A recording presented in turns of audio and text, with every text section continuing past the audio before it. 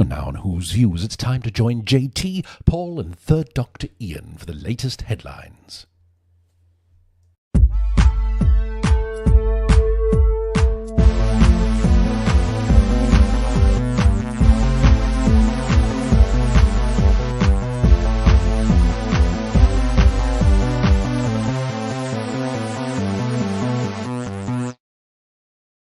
It's Sunday. It's the 6th of April. It's 2025. This is your Sunday Big Show. Headlines from us at Who's Views. Hello, everybody. Good to see you. Thank you for joining us this evening. Another smashing, great, big, super duper show coming your way here on Who's Views this evening. Lots coming up because have you heard the most expensive episode of Doctor Who to date? And it may not actually be screened on the BBC. That's going to come up in this particular story. That is a bizarre story, isn't it, everyone? I'm really looking forward to getting into that one and hearing what you've all got to say about it. Did you know the BBC has funding issues, allegedly? No shock there, then. We're going to be looking at those very shortly. RTD and Ncuti Gatwa are both hinting at elements of the forthcoming Series 2, including another old villain returning. So are they actually starting to say, classic fans, come back, come back, come back? Because they're not going to, let's face it. And Juno Dawson is making history. Really, that's coming up for you in the show as well. Goodness me. It's the gift that keeps on giving, isn't it, Doctor Who in the 21st century? It really is right now because they just keep falling into the trap, don't they? Great to see you all. We're going to come to you very shortly in the chat, but let's bring the guys on because joining me tonight, of course, I do have Third Doctor Ian and I have got Paul. Wow. Hello, hello, hello. Good evening, good evening, good evening. Here we are then, and it's another packed, big, huge show, gentlemen. I hope you are ready for this. Oh, yes. Oh, yes. Excellent. As usual, I'd like to say a huge thank you to everybody that's been emailing in and leaving comments this week. As ever, you can get in touch with us at the usual email address, which is whosviews1@gmail.com, whosviews1@gmail.com. Please do give us an email if you want to. Is there anything at all that you want to actually tell us about? You're very, very welcome to do that.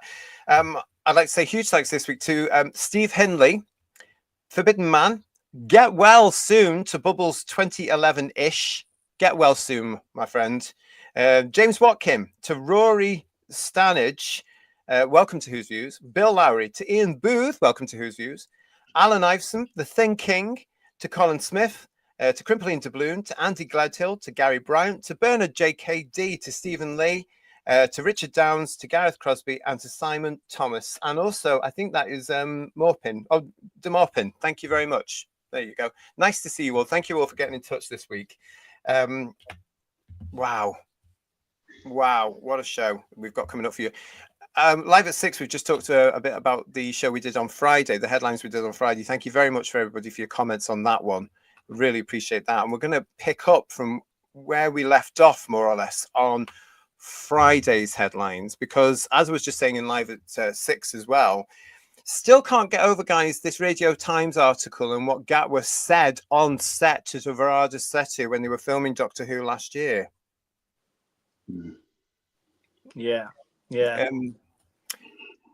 And we're not the only ones that are disgusted by this. Just to remind you, this was the article that came through from Radio Times. We talked about it on Friday night. That was the Radio Times that was in question. And yeah, it was this interview with Varada Setu, which we spoke about in depth there. We've also just spoken about it on live at 6. But we're not the only people that have been upset about it and feel let down by this current cast and production. And earlier, a few hours ago, I was actually looking at this when it came through on my iPad. And I want to say thanks to Steve Henley and to Emilio, who were very quick to send me it as well to say, have you seen this? It's really weird because I was just finishing reading it, guys, when it came through. But I thought, no, let's have a look at this. Let's put it into the show and see what everybody else is thinking about, and as well as you guys, because this is from Doctor Who TV. Now, this is written by Charlie Matheson. I'm going to say his name is Charlie Matheson. One fan's take: Doctor Who used to feel welcoming, and now it feels antagonistic. This is the big one, everyone. So I'm squeezing it in right now. We'll come to you in the chat soon, but let us know what you think about this. It's good to see you all, but let's get straight into this right now from Doctor Who TV. In recent years, Doctor Who hasn't felt like the show I grew up loving. It's not just nostalgia talking either. It feels like something deeper has shifted, and not in a way that brings people together. These days, fans don't seem to talk as much about the plots or mysteries anymore. Instead, most of the noisier conversations I see around Doctor Who are about controversy, politics, identity, and whether the show is making some kind of statement. Now, with the up-and-coming series led by Ncuti Gatwa and new companion Virada Setu, it's all flared up again, and before a single episode has even aired. In a recent Radio Times interview, Setu addressed some of the backlash the show has faced, saying, "I just think we're doing the right thing if we're getting comments like that." Gatwa added, "We're going to piss off so many people." I couldn't help but sigh at this, because all I could think was, I miss the days when it felt like the marketing and mission of the show was to bring people together. I remember a time when a new season of Doctor Who saw fans fervently speculating on what the new monster would be, what the villain might return, and what strange planet the Doctor would land on next. That excitement, that sense of mystery, was part of what made the show feel magical. Headlines that are increasingly about how many feathers the show might ruffle are not the kind of build-up that makes me want to grab the popcorn and settle in on a Saturday night. While it's entirely possible that Gatwa's comments were said with a degree of humour behind them, it's still worth acknowledging that when the actor playing the Doctor seems to embrace a more antagonistic tone, it can feel at odds with the spirit of the character. Regardless the way Gatwa phrased it, that they were going to annoy a lot of people, carries the assumption that these people are reacting for the wrong reasons. And yes, I know there are people who push back on everything these days, and some of those voices are toxic, but not everyone who's struggling with the current version of the show is coming from that place. To be clear, I consider myself a fairly progressive-minded person, but even I've found myself feeling frustrated lately. And it's not because the cast has changed or because the show has become more diverse, etc. It's because somewhere along the way, to be clear, somewhere I've done a bit there, but somewhere along the way, it's lost itself. We'll move on. Thank you. The balance shifted. The stories stopped feeling like they were for everyone and started to feel like they were aimed at proving a point to someone. It's also worth acknowledging how much the conversation around Doctor Who has been shaped by the media environment surrounding it. Mainstream press outlets often latch onto the most controversial or polarizing angles, and headlines are increasingly framed to spark outrage or tribal responses rather than thoughtful discussion. That creates a distorted version of fandom, where loud voices on either extreme get the most airtime, and everyone in between is pushed to pick a side. Social media plays into this too. Platforms reward engagement, and the fastest way to get engagement is through negativity. Posts that are angry, divisive, or accusatory get pushed to the top, while more measured or complex takes get buried. As a result, it often feels like Doctor Who is no longer something we can just enjoy or critique. It has to be either defended or turned down. The constant push towards extremes makes it harder to have good faith conversations about what's working and what isn't. It creates an atmosphere where all criticism is assumed to be bigotry, and all praise is assumed to be blind loyalty. But the truth is usually somewhere in the middle.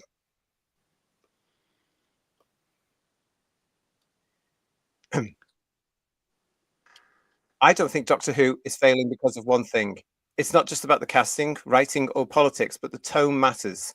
The delivery matters. And when a show that once brought people together starts to feel like it's making you pick sides, that has inevitable consequences. I don't want the show cancelled. I want it to be brilliant again. I want it to be the show that made me feel like anything was possible. I want it to matter again, not just to some, but to everyone. I understand that no show can please everyone all the time, but Doctor Who once came remarkably close, and that's part of what kept it alive for so many decades. If it becomes a show for some, not for all, that might be the greatest loss of all.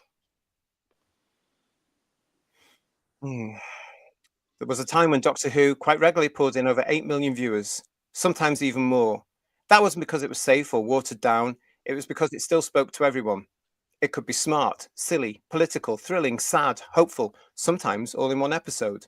And that mix made it a show you could watch with your family, your friends, or on your own. And you knew you belonged. If the show now wants to speak to only one part of the audience, that's a creative decision.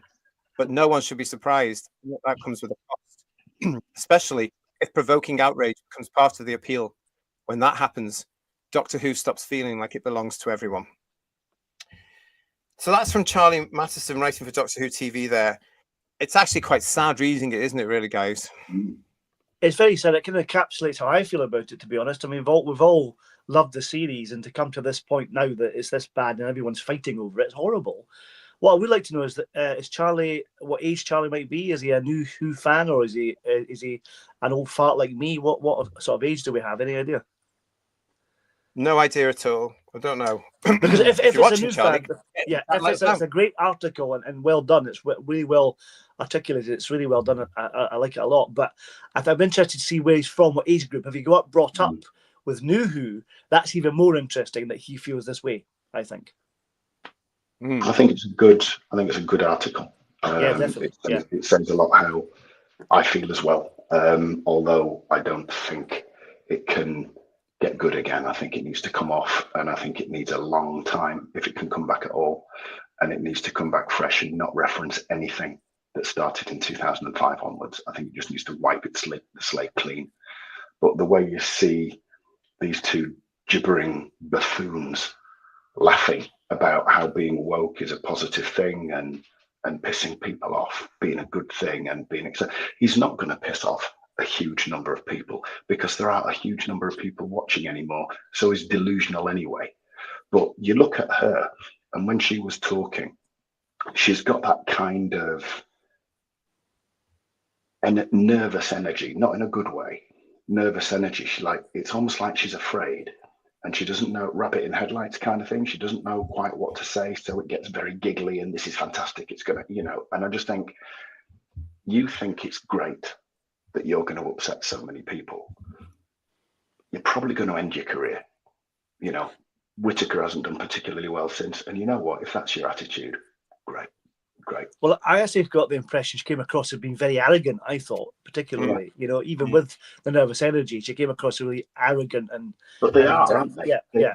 Yeah. It typifies them all. I mean, Gatwa, I don't think Gatwa's comments have been an attempt at humour either. I don't think he's clever enough for that, to be quite honest. I mean, if he had 2 brain cells, he'd be a plant, and he's not that clever. I mean, it's not, I'm the doctor, whether you like it or not, is it? It's not that kind of humour, is it? You know what I mean? Well, I don't see any humour in it at all, because I genuinely believe that they believe this, because we've had this an awful lot, and it's all come from these people who are on the alleged progressive left side of politics with their far out views of the world, and the assumption that everybody that doesn't think like them is an istophobe or not. And far right, which is utter nonsense. And when you look at the history of it, as we all know in the chat, we've had from Chibnall's era, we've been told it's not for you anymore. You're not wanted. We had the Touch Grass episode last year. We've had this now. These people are nasty people, and they're in charge of our show. And as we know, they look down on everybody around them. They are the elite. It's as simple as that. And they are there to tell us that we are wrong because they're better than us.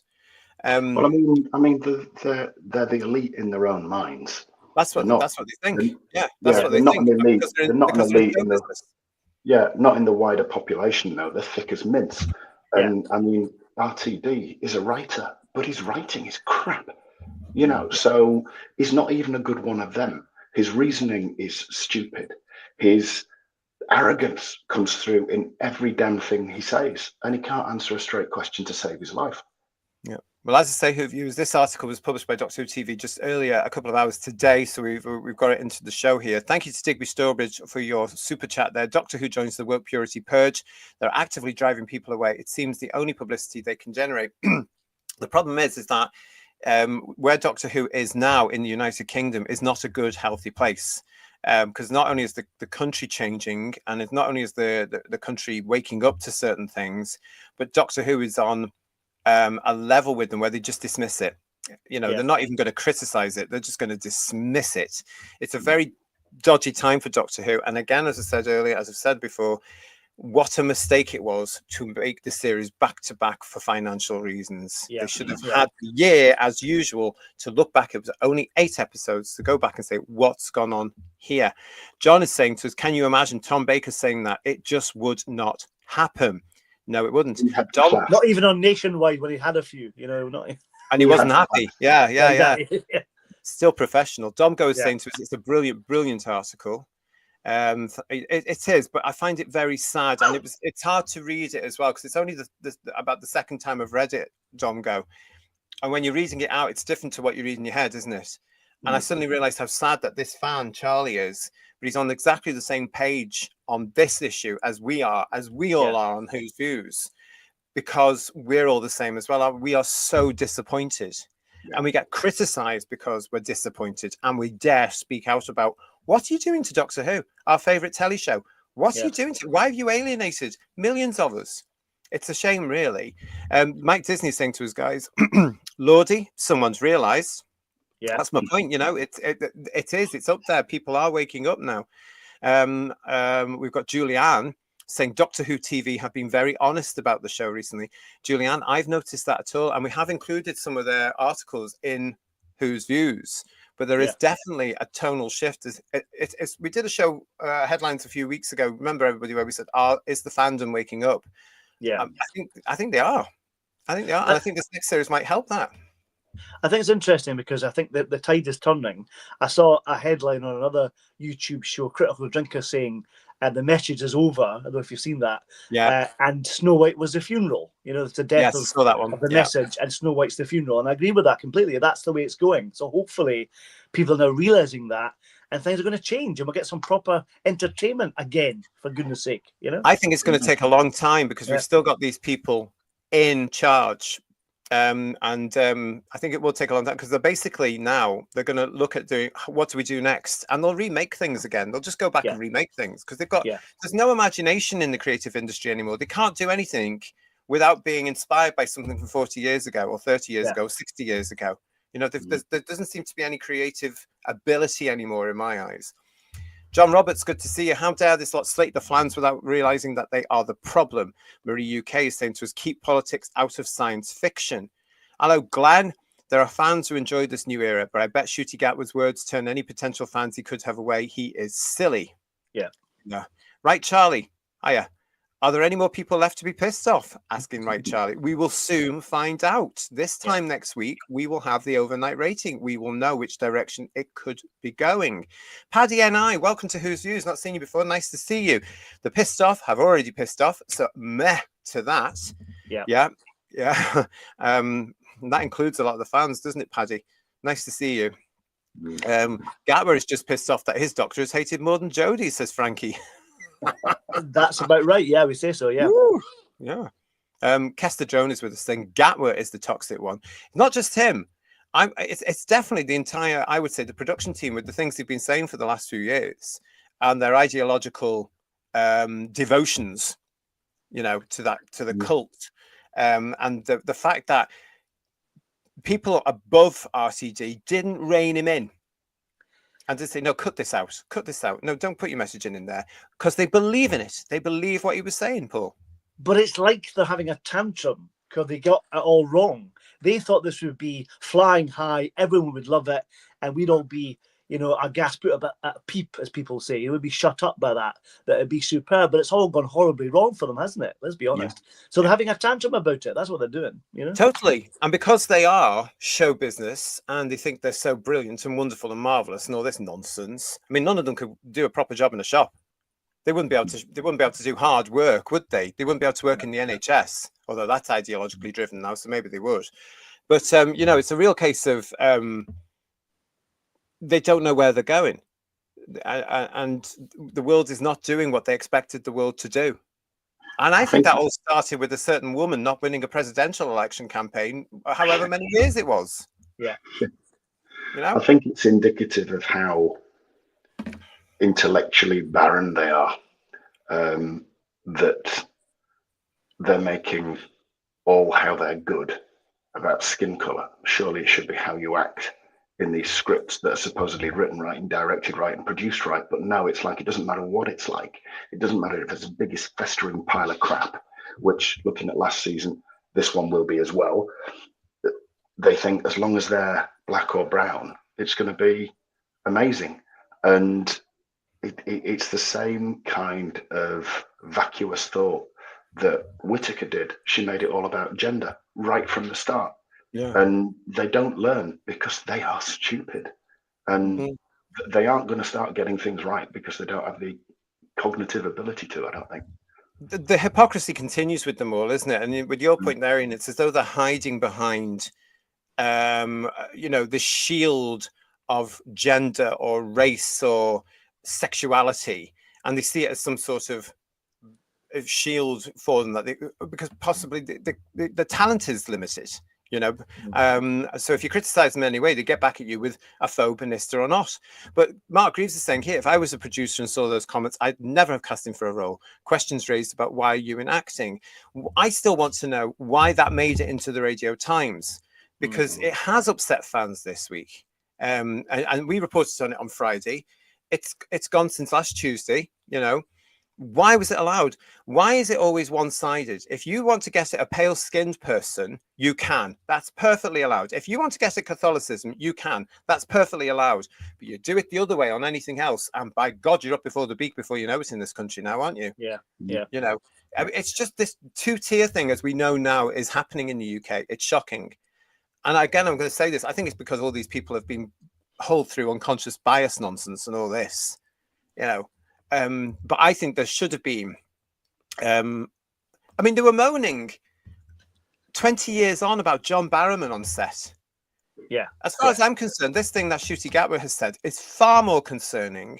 This is far worse. Yeah. Yes, than what John did. Yeah.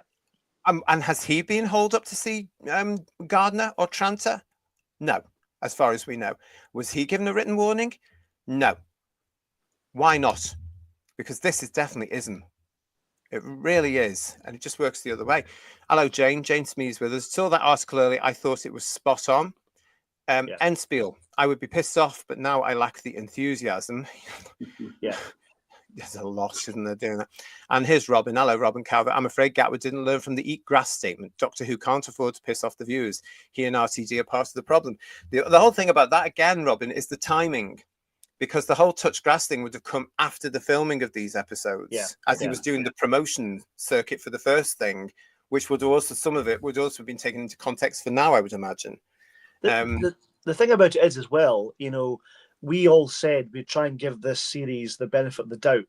But because he's now said all this, or Varado's come out and said all this, you kind of already have a tainted feeling to watch it. You've got a bias now because you feel what they've said has been really insulting, frankly. And you feel like when you watch it, you have that in the back of your mind when you're trying to watch it, and you can't suspend disbelief because they've said all this crap, Yeah. Silver Wolf is saying to us, Doctor Who hasn't felt the same for years. They have slowly started bringing people together again in not wanting it on air anymore. Life's too short to watch bad TV, even if we used to like it. And Legion of James, that article hits the nail on the head. It speaks not only Doctor Who, but for fandom and entertainment in general. When pushing hateful ideology, it's not long before those doing are exposed. Strange that, isn't it, Legion of James? Because we do see some of these do-gooders. Yes, they're not as do-goody as people assume that they were, because stories start to come out now, haven't they? Yeah. Really. Again, from Enspiel, Star Wars has had a similar issue. John Boyega has attacked the fans. Again, has he really? Yeah. When he should have scorned the writers and producers. Disney, yet again. John Boyega, really? John, what are you playing at? What's you doing?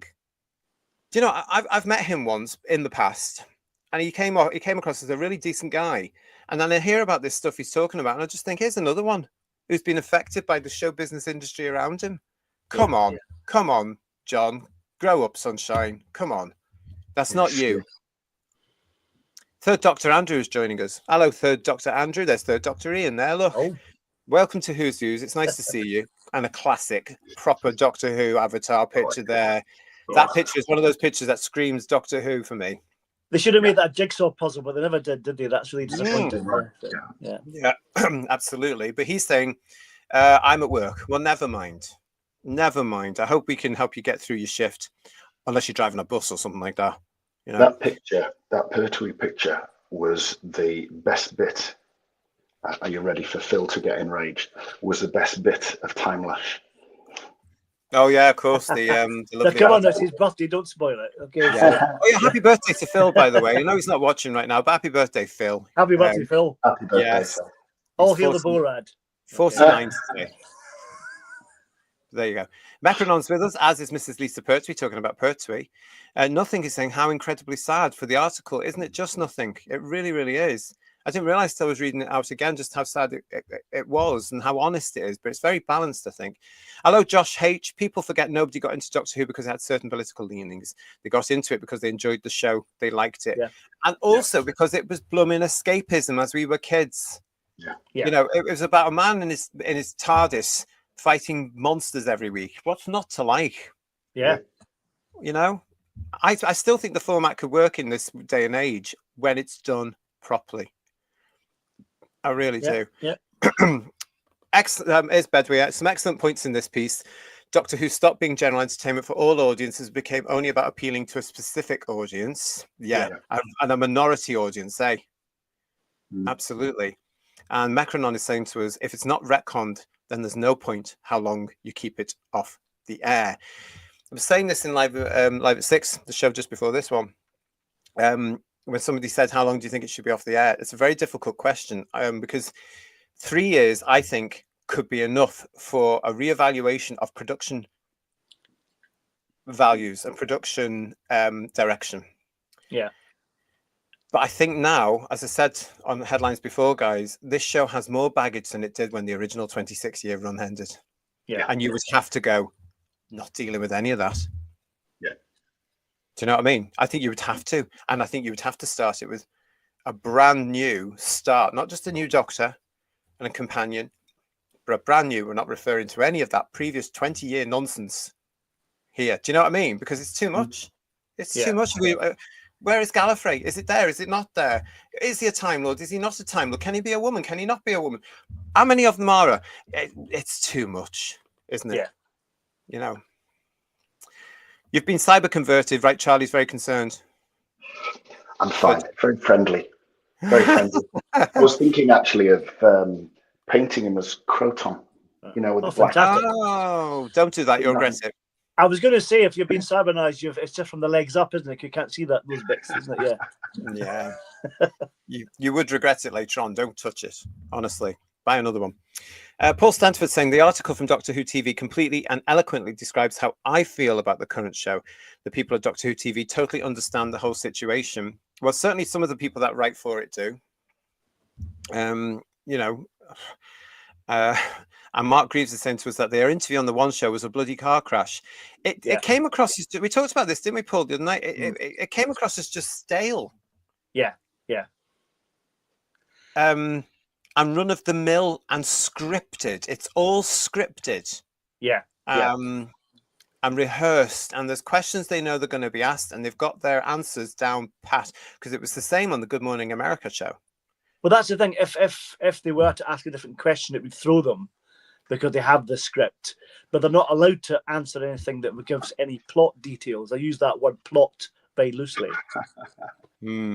Yeah. Well, we're going to be talking about plots, aren't we, very soon, everybody, when this thing comes up. And hello, Rose Kirby. How are you, sweetie? So in my opinion, Doctor Who now promotes, I can't say those words.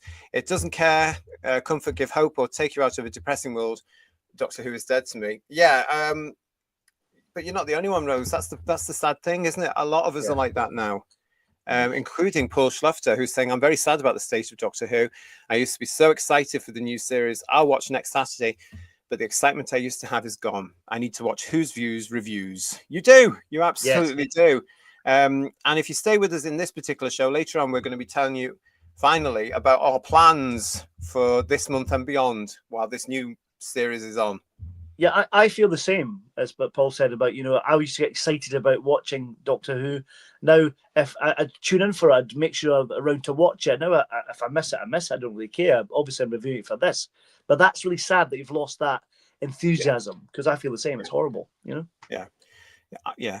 Even when I was an adult and this thing was coming back, I would get that tingly thing knowing that Doctor Who was coming back in the summer. Exactly, that I used to get as a kid. Especially with I hate to say, but in the Tennant years, when I was quite invested in the show and enjoying it, I thought, I can't wait till Saturday night, 7 o'clock. That's totally gone. It's totally been gone for years for me. Yeah. Totally. I'm too old now, I think, to bring it back, unless it suddenly turns out to be a cracker. I really hope it can be saved. Bring it back in 2030 with a new team, new Doctor companion, have him regenerate into the 70th anniversary. I don't even think we need a regeneration anymore. Yeah, Nothing. I no. think that's for fans. I think Yeah. you have to start it again like they did in 2005. Get rid of all that element. No, we don't see that. It's just the Doctor. And I wouldn't even introduce the companion. I'd have the two of them there picking up as though we're the ones late to the story. Yeah, You know, yeah. and just getting on with it. Because everybody knows the format now. The Doctor and a companion. There's the TARDIS. There's a Dalek. Go. It's like we talked about this before, but it's like when they all do all these reboots of superhero movies. You get the constant origin story of Batman or Superman, blah, blah, blah. Yeah. We've seen all that. Just hit the ground running, like you say. You know what I mean? And regeneration's such a convenient thing now. It's like, don't keep using it. Use it if you have to, but not at all. You know what I mean? Yeah, I do know what you mean. Chris Graham was saying to us, I think they have already cancelled it. The goal is now to blame the real fans for hating it. Yeah, it's our fault. Yeah. Hello to the Forbidden Man. Hello to Josh H. Hello to Connor Simpson. Hello to Digital Pollution. And hello to Sazbad Zag. Social media rotted their mind. They just want a splash of PR and nothing more lasted. In writing too, RTD himself said he was doing Ruby and Sutek Mystery only to play on media buzz. It's so sad, isn't it? And they think they're being clever and up to date and all this sort of stuff. Yeah. But they really haven't, honestly. Yeah. I was going to say the thing about it coming back, if the BBC have not learned any lessons from this era and the Jodie era, then it's never going to get any better. Yeah, you're right. You're right. Well, hopefully now they will look, because they had the second Yeah. chance here to make it popular again, and that went Yeah. wrong. So somebody Yeah. somewhere in BBC Studios needs to really sit down with a Yeah. clear head and an open mind and look at the facts. Yeah. Why isn't it working? Why is it getting so much press? And it's getting rid of the ideology, and it's getting rid of these far left extreme activists that are running the bloody thing.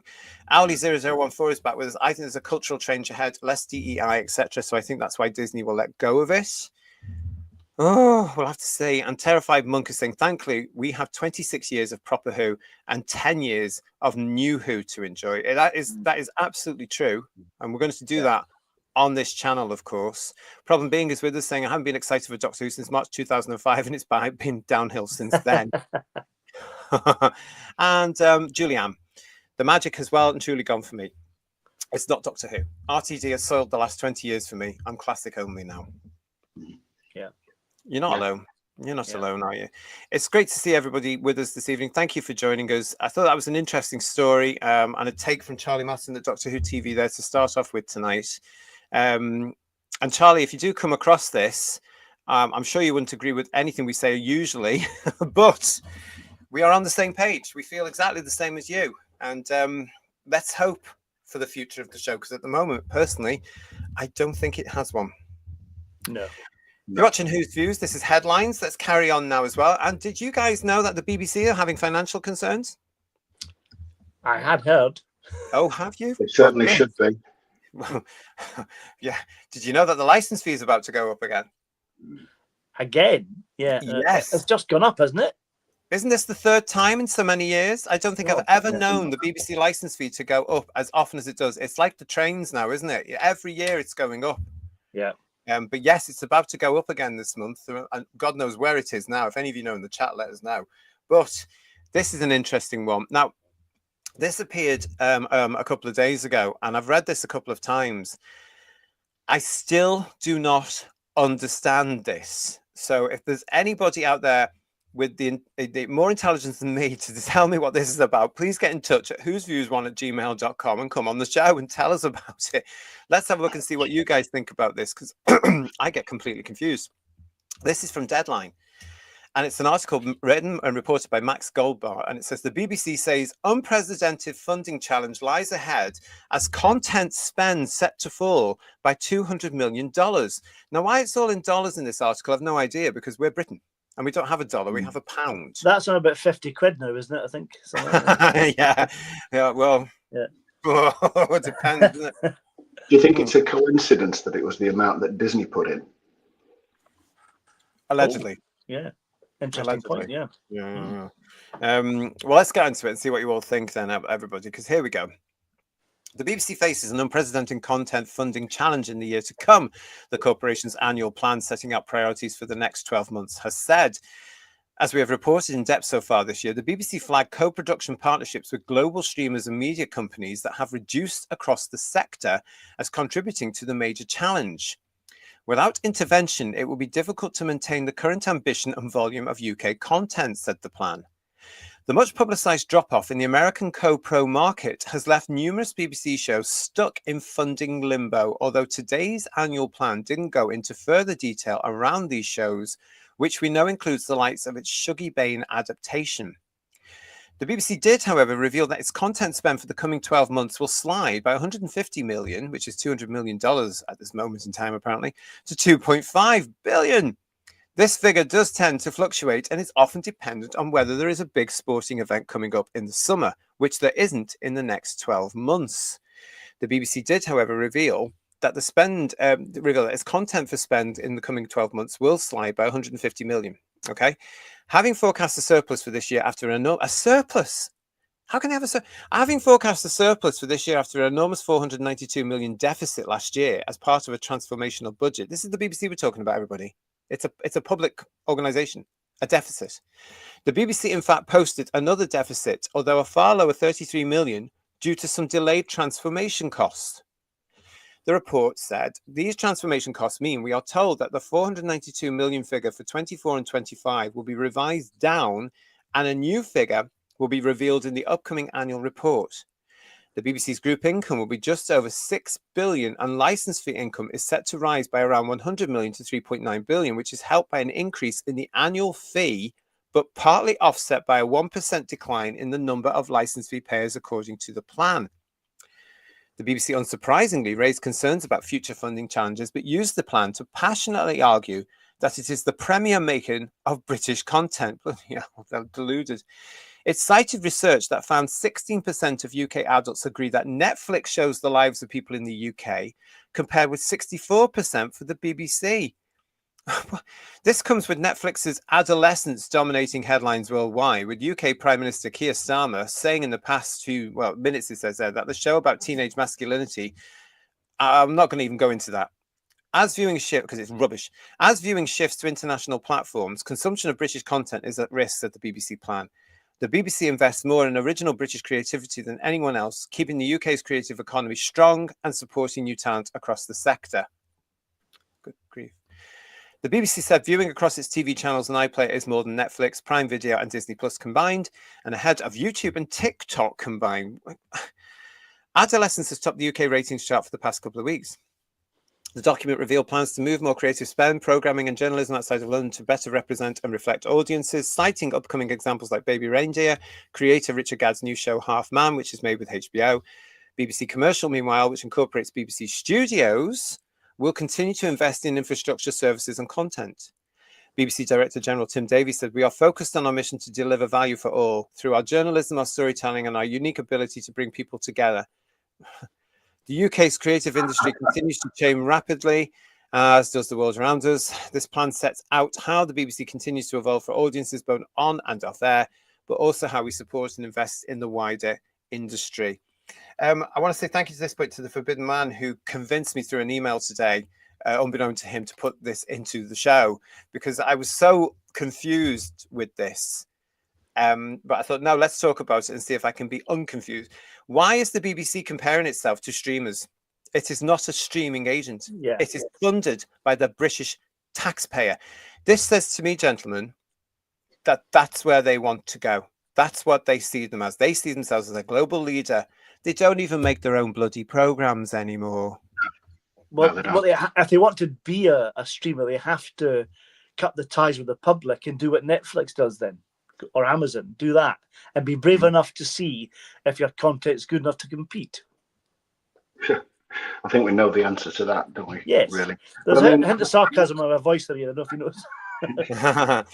How can Tim Davie keep a straight face when he says their content has that unique ability to bring people together, whilst at the same time Gatwa is making comments about how wonderful it is that he's going to piss people off? Yeah. These people are not living in the current. And do you know what? Like everybody else in the industry, they are absolutely living off the reputation of decades of work of people before them, of the previous. Yeah. Because, you know, we know, because we grew up with it, the BBC was a giant in our day. Yeah. And it produced 98%, I reckon, of its own programs. They were all entertaining, whether you liked them or not. There was no bias in it in any way, shape, or even Question Time was down. Remember Robin Day? Yeah. You didn't know his politics, did you? No. You know, he was right down the middle. He just spoke common sense, whether you agree with it or not. He was right down the middle. And I think they're playing off all this. But this article, everybody, it confuses me. How can they have a deficit? Well, if they're talking about a surplus as well, if they have a surplus, why do they need to put up the license fee if they've got spare money? How does that work? You know. And how's it working when they're not making their own productions? Because everything now is farmed out. The BBC don't do anything of their own now. It's all through BBC Studios or whatever. BBC Studios being a private company, and we now know owned by another private company. So I just don't understand how it's working anymore. And I wish they, I wish they hadn't changed the BBC, because I just don't think it suits in the world anymore. We've got Lex saying to us here, BBC, what a rip-off, especially with the taxes going up. Yeah. Maybe their finance officer is Rachel Reeves. Because she can't count anyway, can she, Rachel, from accounts? So But did you understand that article about the BBC? It's crazy. It's a tad contradictory in places, let's be honest, you know. But it is, isn't it? Touch. Yeah. It really is. And I hope there's some other stuff that will come through that will actually try and explain that, or they're how to account for this. But you're right, you know, for Tim Davie to say, oh, we're the voice, so we bring people together. No, you don't. You've actually insulted the British public, and that's why they've stopped paying their TV license. So they're hoping to put it up to recoup some of the cost of people who've walked. Is that what they're trying to do? Yeah. It must be. It must be. Because remember, when this started to happen a few years ago, once upon a time, of course, if you were of retirement age, you didn't have to pay your TV license. They brought that back. They brought it back. So the OAPs now have to pay for a TV license. And guess what? They're the only bloody generation following the BBC. And they must be completely bewildered by what they're listening to and what they're watching, because it's aimed at a younger audience. Everything on the BBC is for anybody under the age of 40. And of minority groups, including the TQ cult, and they're not even watching the bloody thing. No, you know, it's just they've got no idea. The BBC, in my eyes, Mike Disney, our unique ability to bring people together. Laughing face. Noodle Arms is saying to us, I feel that the country and the BBC are being run as if you told a passenger to land a plane. They've got no clue. I totally agree with you. Jane is saying to us, Jane Smee, interesting how they are now openly referring to Disney as co-producers.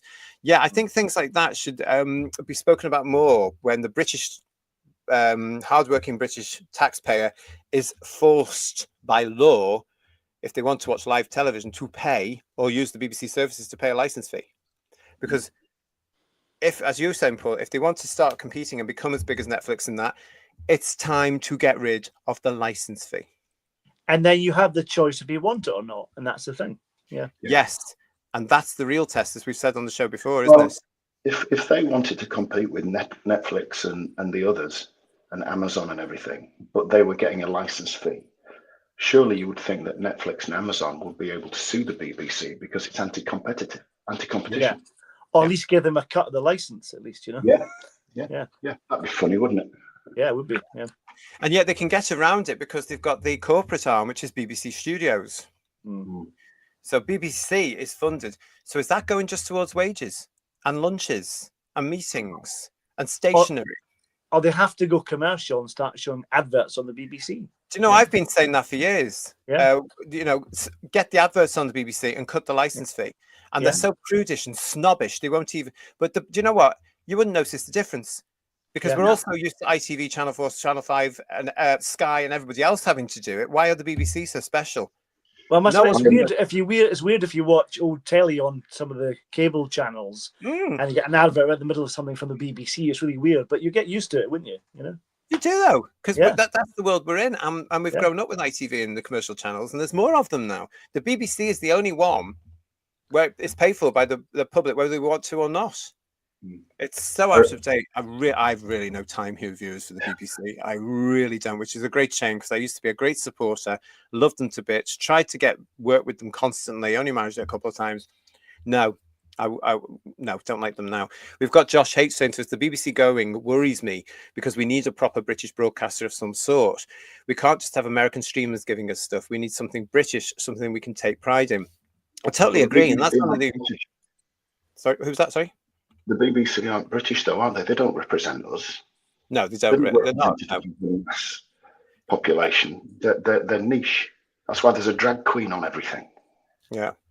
Yeah, I mean, that's a good point that Ian's making there, Josh. They need an overhaul as well. They really do, because they are part of the entertainment show business industry, and they've been overrun by activists and ideologists who are so out of touch. They might be in touch with everybody in bloody Chelsea or Islington, but the rest of the country, no, they are not in touch. And the worst thing they ever did, I think, was getting rid of the donut and splitting everybody around the country, because that must cost a fortune. Yeah. Because even Salford Keys, when I last heard about it, where BBC North is, BBC Manchester, as it used to be, that whole development isn't owned by the BBC, it's rented by the BBC. Yeah. From the license fee. Yeah. Unbelievable nonsense. Oh, I just don't understand how we've all got into this state in this country. It's bizarre. They sell the donut, and then it probably costs 6 times as much money to run these places, isn't it? You know, in terms of the rent they have to pay, which is a waste of money, really. You know? Where did the money go? Where did the money go that they got for selling the donut? Because I mean, that's prime London real estate, isn't it? Yeah. It is now, because it's all flats, isn't it? But I reckon it's gone into the rents of these other buildings. But why would you have done that? They owned the BBC Television Centre outright.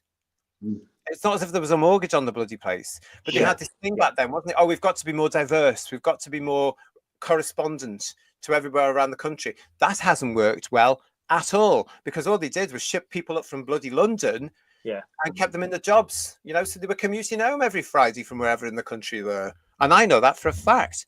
Marie UK sent us, they became a streaming service that has to give us the choice to subscribe or not.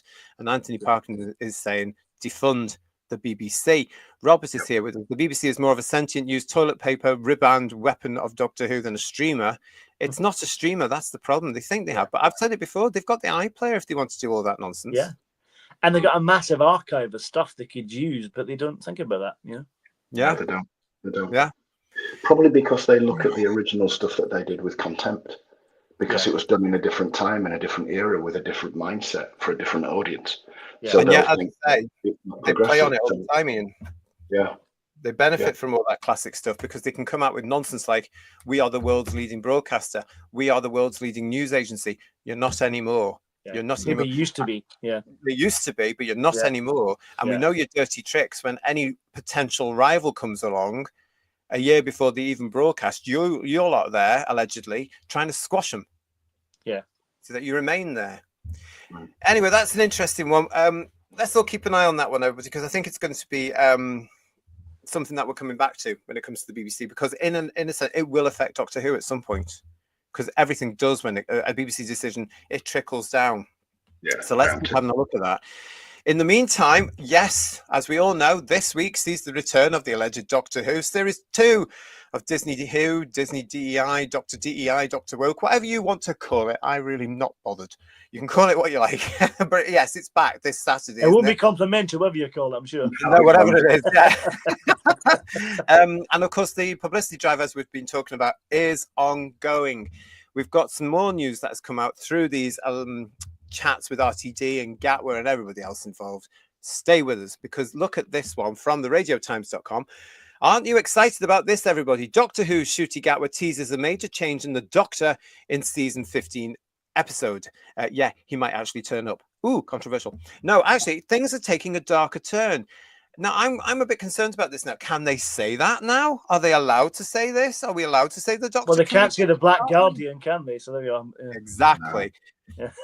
This is what it says in this feature, though, from Radio Times. As Doctor Who season 15 approaches, Ncuti Gatwa has teased that we're going to see a very different side of the 15th Doctor. Fans have noticed, did we, that the upcoming season looks to have a darker tone than the previous instalment, and that will translate to the Doctor 2. During a recent Q&A at the season 15 premiere, Gatwa said, "There's an episode where you see a change in the Doctor. It's a little bit of what we explored in the Christmas episode." Did you notice that, everybody? Missed that as well, yeah. Yeah. The Doctor's darker elements that he taps into for the greater good, because that is always his intention. But he has got darker elements to him. This is a being that's been around for a while, and he's picked up a bit of anger, and I'm excited for people to see that. I didn't notice that in Joyce of the World. Anger equals crying, doesn't it? Well, in the that again, trailer, you broke you up there probably for see me. he's crying in the trailer that I saw, so he's not any different at all. You know, how's he going to be darker if you're going to cry every other scene? The ones he's in and turned up for, obviously, as we've said, yeah. No, I said anger equals crying, JT, if it broke up. Yeah.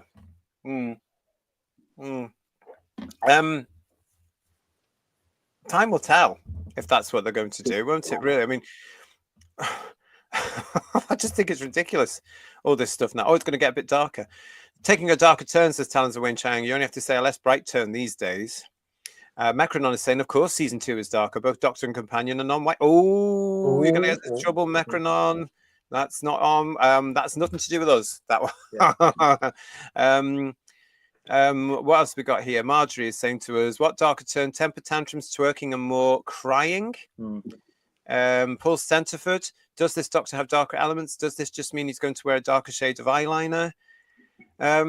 It doesn't, says Noodle Arms, seem darker. It's a bluff. It's just same rubbish, different season. Yeah, well, it's kind of the same season. I keep saying that. It's one big season, isn't it? It is. Yeah, it really is. Yeah. And I don't know why people are thinking it's done in the same way. It's been around for ages. It was all done at the same time. The episode that looks at the Dr. Light one with the kind of Ghostbuster-like creatures, that looks a bit darker, maybe, but he's not in it, which is good. So much. They're so superficial. They probably mean it's darker because it's filmed at night. And they've turned the lights down a bit, yeah. So you can't see how crap it is. Yeah. I think just turning the telly off would make that much more effective, Ian, I think, yeah. I think you're right.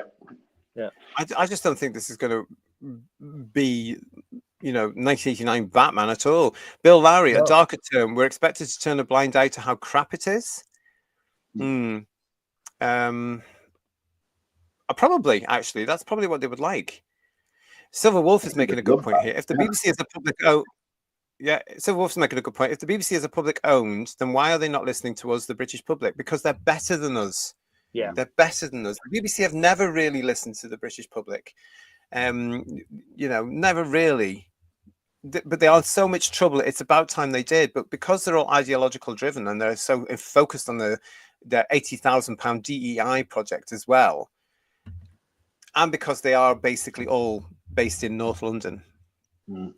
Because even if they've still got something like points of view and you write in or phone in, they just dismiss you and pat you on the head, don't they? That's they're not gonna call out anything controversial, are they? Yeah, they're not. It's just the way they work. You listen to, say, that political show on Radio 4, Any Questions or whatever, and which I dip into occasionally and just get angry and come out again. Yeah.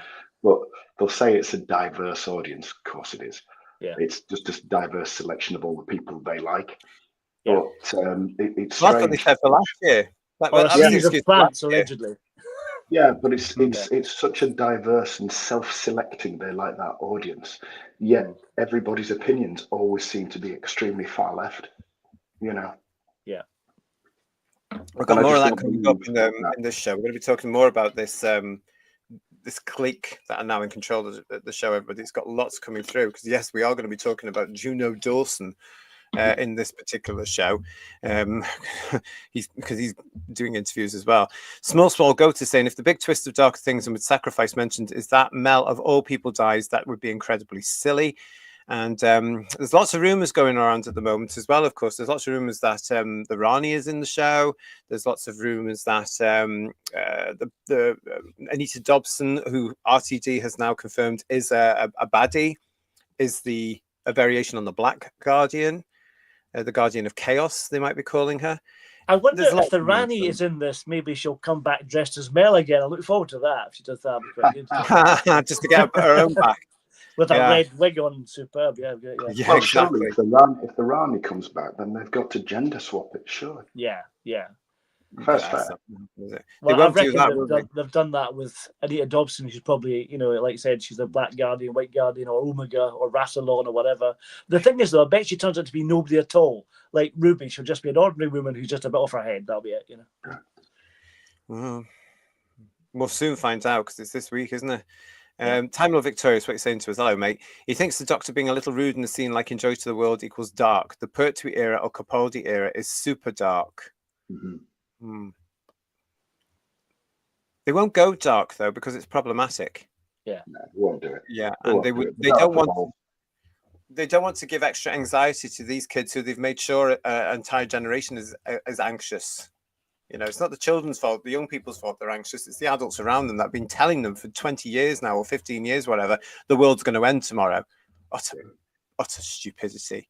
God, you should have lived through the 1980s if you wanted some of that, honestly. Yeah, I mean, they wouldn't You have know what? what we did. Yeah. I saw a video from a news report, BBC news report this week from the 1980s, and it was all about Russian expansionism and aggression and how Russia was imminently going to invade the West. And it was showing footage from a training exercise where they were storming a beach and saying this is how they're going to do it and everything else. And you flash forward to today, and they're saying exactly the same thing. Never happened then, not going to happen now. The Russians couldn't march all the way into Ukraine, for God's sake. They're not going to do it across the entirety of Europe that's armed and organized, but they seem to think that scaring people makes it easier to control. Yeah. In the Middle Ages, they did that with religion, didn't they? Yeah. It's more brainwashing, isn't it? That's the thing. Yeah. Well, it's worked. It's worked for them now, isn't it? Because they've been telling us now for years, if you don't like certain things, you're an ist. Now look at where we are. And you could actually argue that Enoch Powell saw it coming. He was labelled and branded for decades, and yet some of what he said is right. I think it's now come true. But for years they've been telling us, oh no, if you do this, you do this. You are this, and we're also bothered about being the right sort of person, the nice sort of person. It's gone far too much. I think it's just ridiculous now. If you're shut down for an opinion as well, we don't live in North Korea, do we? You know what I mean? It's kind of like we have to. Well, we do. Well, we're getting there, aren't we? We're getting there, but we're not meant to be. We see it every day where police are knocking on somebody's door for criticizing a school or putting something on social media or calling somebody anxiousness. Giving somebody anxiety. And 6 policemen turned up for that particular incident, didn't they? That was a good use of resources there. Yeah. Try getting one if you get burgled. Yeah. Yeah, it'll be a fortnight before they come, at least, if you're lucky. If you'd be very lucky, from what I hear. Yeah. Josh H is saying to us, my biggest issue with Gatwa is the Doctor he plays himself. He's not playing a character. The mannerisms, the dress sense, etc. What you would expect Gatwa to be like. Yeah, it's and all that honey stuff and all this nonsense as well. Yeah, yes, it's absolutely true, and that's why I say it's Eric in space. I think dress sense is a contradiction in terms, don't you think? Totally. Totally. Yeah. Yeah, he was going on about the costume designer on one show, wasn't he, and how brilliant she is. Yeah. Really? And he's wearing a denim dress, isn't he, in the first episode? That'll be fun. Yeah. And the suit from the Devil's Board as well.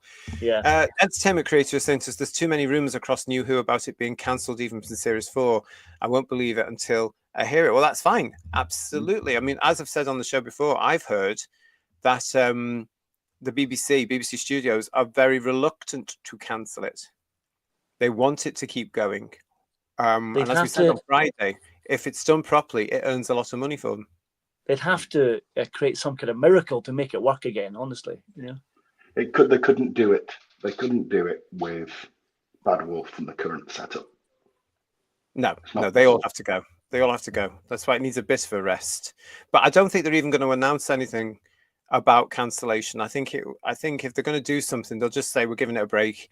It'll be back on such and such a year, and then they'll keep us up to date. They're not going to go down that route, I don't think.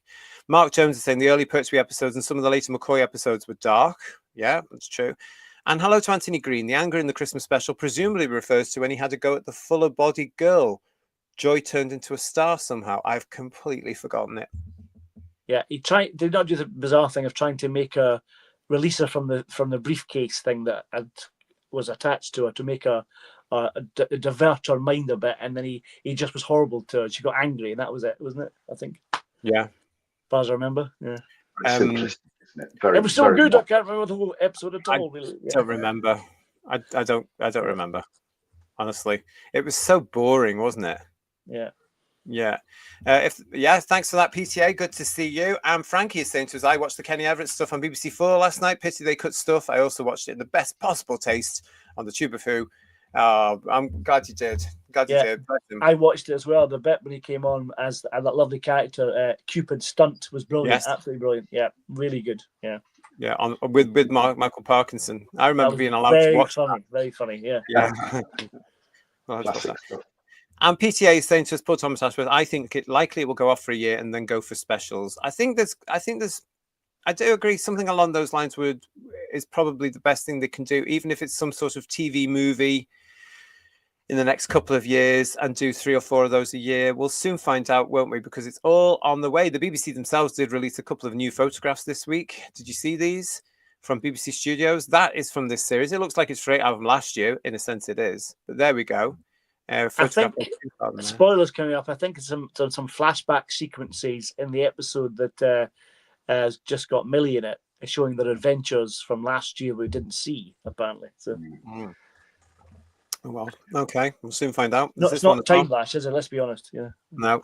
Here he is looking into his crystal ball and going, "Oh God, the ratings don't look good." There are a few more others, but I will save them for when we start doing our review shows. More news of that coming up very soon, everybody. Because beforehand, staying with the new series, look at this story. Russell T Davies is dying to find out if Doctor Who's fate beyond season 15. The showrunner says there are no meetings, nothing happening until the last season has aired. Radio Times reported on this. You can actually watch it as well. The new season of Doctor Who is now just days away, but what does the future hold for the Time Lord beyond 2025? RTD, showrunner, we know, blah, blah, blah, blah, blah, has previously indicated that a decision on a 3rd series starring Gatwa would only come after the transmission of his 2nd run of episodes. Disney Plus has co-produced the last 2 seasons of the show alongside the BBC, so needs to sign off on more episodes before production can begin. It's a sad state of affairs now, isn't it? Speaking to RadioTimes.com at the launch of the new season, RTD reiterated that he is still waiting on an answer as to the show's future, and that, quote, he hope it comes back. There's no decision until after season 2, he affirmed. It's funny because even people who work on the show think that means we're having secret meetings about it. People I work with every year say, what's really happening? And I'm going, nothing, no meetings, nothing. That's when the decision is, and the decision won't even be made by the people we work with at Disney Plus. It'll be made by someone in a big office somewhere. So literally nothing happening, no decision. That said, RTD confirmed that the Doctor Who production team is ready and have a few different plans as to where the series might go next. We're ready with different plans. It could go this way, it could go that way. That's our job, to be ready, but we'll find out, and I'm dying to find out. I hope it comes back. He's really changed his tune, hasn't he? From, I think we started off when we came back for the anniversary about there'll be no gap years, there'll be new Doctor every year, blah blah blah blah blah. He was writing series 3 scripts a few months ago, which is a bit worrying. Hopefully he's binned them all. Yeah. I've said it already. I think I said it on Friday. You know, if this show was so popular, they'd be commissioning episodes immediately, not waiting till the ratings are crap again. Surely, you know. No, you're right. I just think it's concerning that they're now waiting for Disney to say, okay, we'll have another one. In the old days, it was just the BBC saying, yeah, we'll have another one, please. Yeah. What's gone wrong with the show? Why is that happening? It's embarrassing. It's sad. It's embarrassing. But, you know, we don't want it to come back with him. I'd love to be a fly on the wall of the office where they pull them in and start talking about new moves for Doctor Who and everything, and totally ignore him. And then just here's your jotters, Mr. Davies. Yeah, that kind of thing. Yeah, you're not you're not doing it. We're just here to tell you that you're not involved, and you and Bad Wolf can toddle off. Yeah. We have to remember as well, he's off to do this TQ cult drama for Channel 4, which he's working on now, which will be out towards the end of next year. Somebody told me this week that it's probably going to be autumn 2026 for this thing he's writing, and apparently it's only 5 or 6 episodes, so it's a short miniseries again. And that's going to be filming. It's in production now, and it's going to be filming soon, etc., etc. So that could take him a year, because we know what happens when these geniuses, who these writers who do more than one show, they mess it all up, don't they? They concentrate on one and not the other. Well, it wouldn't surprise me if he does do it. If he is going to do it again, that he does a Stephen Moffat and does the Sherlock thing, and it's running at the same time. And then, like you say, it'll just be spoiled, you know? Yeah. De Maupin is saying to us here, he said all that so calmly and confidently too. And right, Charlie, that's such bollocks. It would have been greenlit by now if it had been a hit. Yeah. My very well. In 2005, says Paul Schlefter, we were guaranteed a Christmas special and 2 seasons before that first season had even finished because there was faith in the series. This time round, there is no faith in it. Also, it was different then, wasn't it? Because what happened then is you had the then controller of BBC One who was impressed with it, and she said, yes, you can have that, go. And it gave them a plan. It gave them the time to plan the thing out. That was professional. That was totally professional, because it was in-house at the BBC then. You know, it was still a BBC production. All right, it was BBC Wales. But it was still a BBC production. Totally different now, when they seem to be relying an awful lot on partnership money from out with the UK as well. Oh, it's such a shame. Stephen Braddock is saying to us here, RTD's arrogance balloon has been well pricked there. It sounds like, it's like Paul's saying there, it sounds like he's changed his tune a bit. I think he has, yeah. And he's trying to save face. I mean, I hope it comes back is like what you don't really know, really. Sure, you must have some indication, really. But you're not saying it's been cancelled, are you? No. RTD drank his Kool-Aid too much and believed he was writing, casting and doing 100% gold, and sold his overhype to the mouse, said Small Swole Goat. I think people at BBC Studios will be partly responsible for that as well, because they were so desperate to get in bed with Disney. Obviously, really are. Yeah. Forbidden Man is saying he's begging he's not got a new job lined up. Well, he has got a new job lined up. He's working on it now. Legion James saying, I hope it doesn't. Paul Stenterford saying, RCD is dying to find out about the future of the show, which is why he's toddled off to Channel 4 to work on a new project. He's seen the writing on the wall, which is better than his usual stuff. On the bathroom wall as well, yeah. Exactly.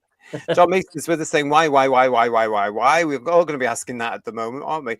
And big shout out to Philip Roy that's joining us in the chat as well. Hello, Philip. We were talking about you on Friday's headlines. Did you see it, where we put your poster out on the show? So, it's a great poster. That's how you do Doctor Who. Yeah. It's a beautiful poster. Yes. Really. And we will be looking at Doctor Who meets the Scorpion after all this stuff that's coming out. I was saying on Friday, wasn't I, Paul? Very wise of Philip not to do too much at the moment when all the guff on the television will swamp any publicity he wants to do. But save it for a palate cleanser. We'll look forward to that, yeah. Yes. And when he's ready, when he's done, when he's got all the show ready, we'll get Philip back on and he can tell us all about it, and then we'll sort out how and where we all see it, and we'll sort out a review show as well. Yeah. Matthew Pounder is saying, retire from writing, RTD. Then Disney will renew the contract. I'm not sure I even want Disney involved anymore, because I just think it's a poison chalice, Disney, after Snow White and everything. I just think, why with Star Wars and the way they ruined all that? You know, and well, I think Doctor Who's a poison chalice now as well, isn't it? Because the way it's gone. You know, I've said this before, who's going to pick it up? Is Amazon going to pick it up? Netflix? Who's going to do it if they need a partner to fund it? If the BBC can't afford to do it, if that is the case, you know? No one.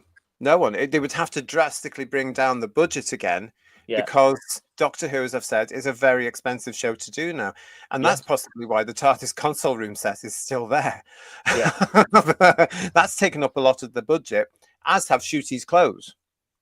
Of course, yeah. Allegedly. Janet Fielding must be livid, does she know? Colin Baker must be livid, because he always wanted to have a different outfit. You know, yeah, but wasn't Janet always worried about the fact she had a stewardess costume? That was it, just about, you know. Yeah. Glenn is saying to us, hi, Glenn Piper, RTD, when he said this, sounded very happy and confident. Behind the scenes, though, I bet he's very worried. I don't think they'll be worried, Glenn, personally. I think they'll be disappointed if they don't go for a third, because these people, that's their business, and they'll move on. They will write something, and it'll be a hit or a miss, and they'll move on and they'll forget it. I mean, nobody talks about the misses that Russell has had. Remember the Welsh guy that won the lottery? No, because it's never spoken about. And that was the drama immediately before Doctor Who.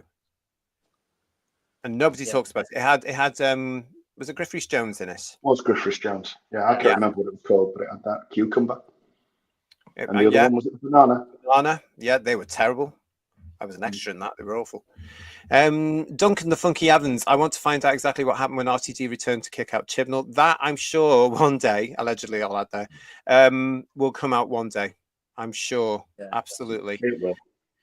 Mark is saying to us, Mark Milford, I think the budgets have already been set for 2026. How?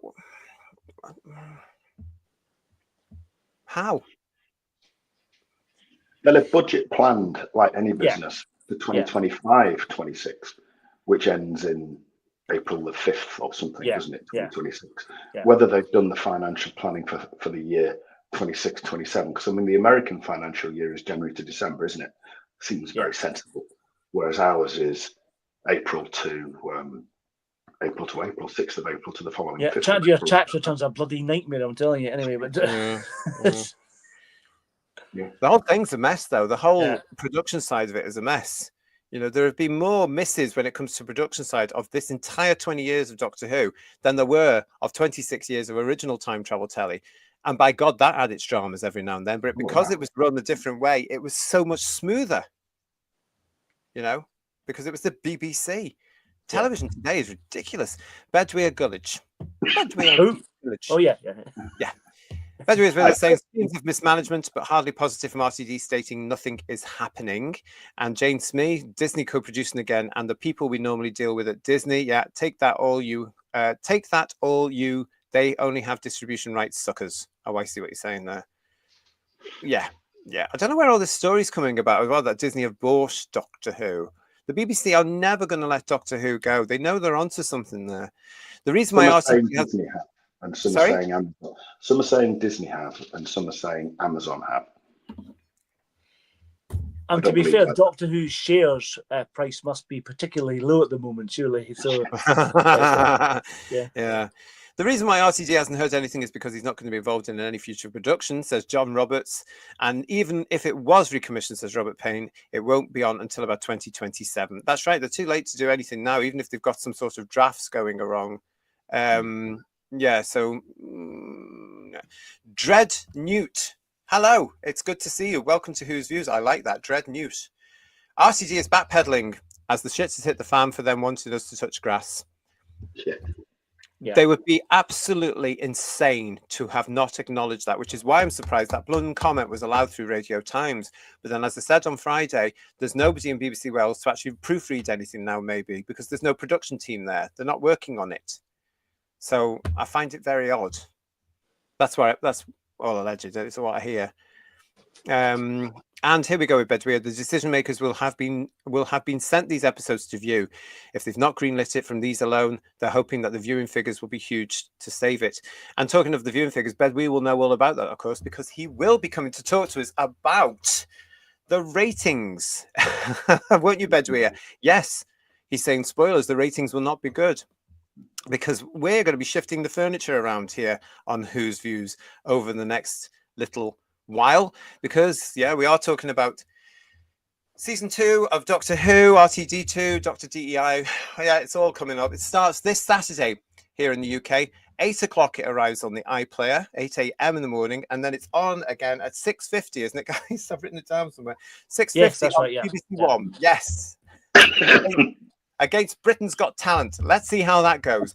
Anyway, it's going to be on at 6:50 on Saturday nights. We know the theme of the series is all going to be about getting Belinda home. Yes. Contain your excitement, everybody. Tegan's arc. That's the theme. Yeah. And it's now time for us to tell you what we're going to be doing here on the channel. Stand by your beds. I hope you're going to like this. Here we go.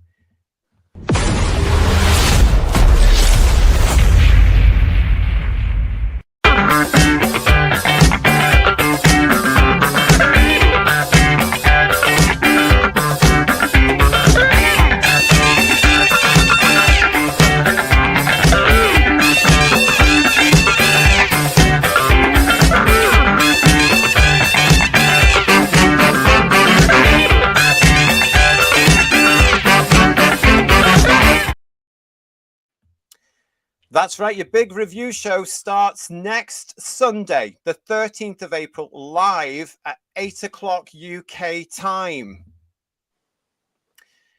Series 2 of Whose Views Reviews for this new version of the Doctor. Oh, goodness me. Here we go, everybody. Please make sure you come and see us for these review shows. I want to make sure everybody's with us to get me through it. But that means that headlines will now be moving to Fridays at 8 o'clock. There will also be another edition of headlines coming through, which will appear when we're all available, quite frankly. So make sure you subscribe to the channel and make sure that you've hit that bell to make sure that you've got notifications of when we're going live. But certainly for the next couple of months, while Doctor Who Series 8 is on, we're going to be focusing on this new series, and we're going to be doing the reviews live every Sunday at 8 o'clock with myself and the Who-tastic panel. Great panel coming up for you. We are, of course, being all your favorites, just like we did last year. It's all about the discussion, and we're going to be doing scores on the TARDIS doors, the ratings game. My Uncle Sydney's coming back, everybody. Yeah! With the wokeometer. And we've got the brand new crying game coming in as well. That's going to be in our shows. And yeah. Can I ask something? If I get the ratings wrong again, do I have to send the pencils back you gave me already to make up for that? Oh, yeah, yes, you do. Yes, you do. Nobody's having my pencils. The episodes, of course, for Series 2 it kicks off next week with the Robot Revolution. The week after is Lux. The Well is episode 3, with Lucky Day coming in at number 4. The Story and the Engine, God, these really are awful titles, is going to be there at number 5. And the Interstellar Song Contest, more about that coming up in just a few minutes, will be there at the all-important number 6. Wish World is 7. And finally, the Reality War. Read into that whatever you want at this moment. That is going to be number 8. It can only mean the past 2 seasons have been a complete dream or a nightmare, depending on your point of view. I would hope a lot more. Yes. I would hope a lot more. Yeah. So yes, that's what we're going to be doing. Thank you so much, everybody, for your interest in how we were going to be doing this.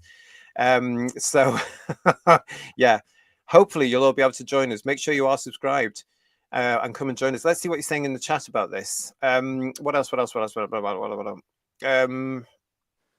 Yo, Duncan is saying to us, we need to sweep the rubbish out of the way before Doctor Who Meets the Scorpion takes centre stage. Yeah. Time Lord Victorious. Woke Disney saying no to Doctor Who says a lot about the state of the show and the ratings. If even Disney doesn't want it, yeah. No, it's not going to look good for them. Right, Charlie is asking, is Bedouin getting his fingers ready to count the ratings for season 2? You won't need the other hand, Bedouin. And Chris Graham is saying, I read this week that Disney may buy Star Trek, so a crossover could be coming.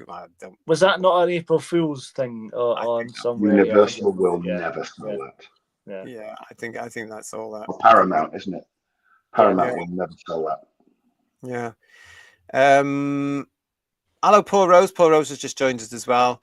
Hi, JT, Paul, Ian, and chat. Alonde gardening. I've been watching whilst getting the dinner. Oh, well, good for you. I hope you're having a nice dinner as well. Entertainment Creator is saying the theme of the series is the same as the first ever Doctor Who season with William Hartnell getting Barbara and Ian home. Yeah, we've said this thing as well, and also it was repeated with Tegan Javanka, of course, in season 19, and that didn't go that brilliantly, I tell you. Dread News is saying the only thing I'll watch is Who's Views. I'll never watch Doctor Who again with all this DEI rubbish. This is more entertaining than Doctor Who. I like that. Thank you very much. Ooh, here we go, says Bedouin. Absolutely. It's all set. We're all ready for next week. Entertainment Creator is also saying, I'll try to be there. Third Doctor, I don't know what you're talking about in the chat there. You might think that. I couldn't possibly comment at all. Talons of Wei Chiang is saying, nice. What else have we got here as well? Peter Venkman, yes. What else we got? Mrs. Lisa Pertwee saying, I'll be here because I'm not watching the dumpster fire. Right, Charlie is saying, I can't wait for Sunday. Mark, hello, Mark Posgate.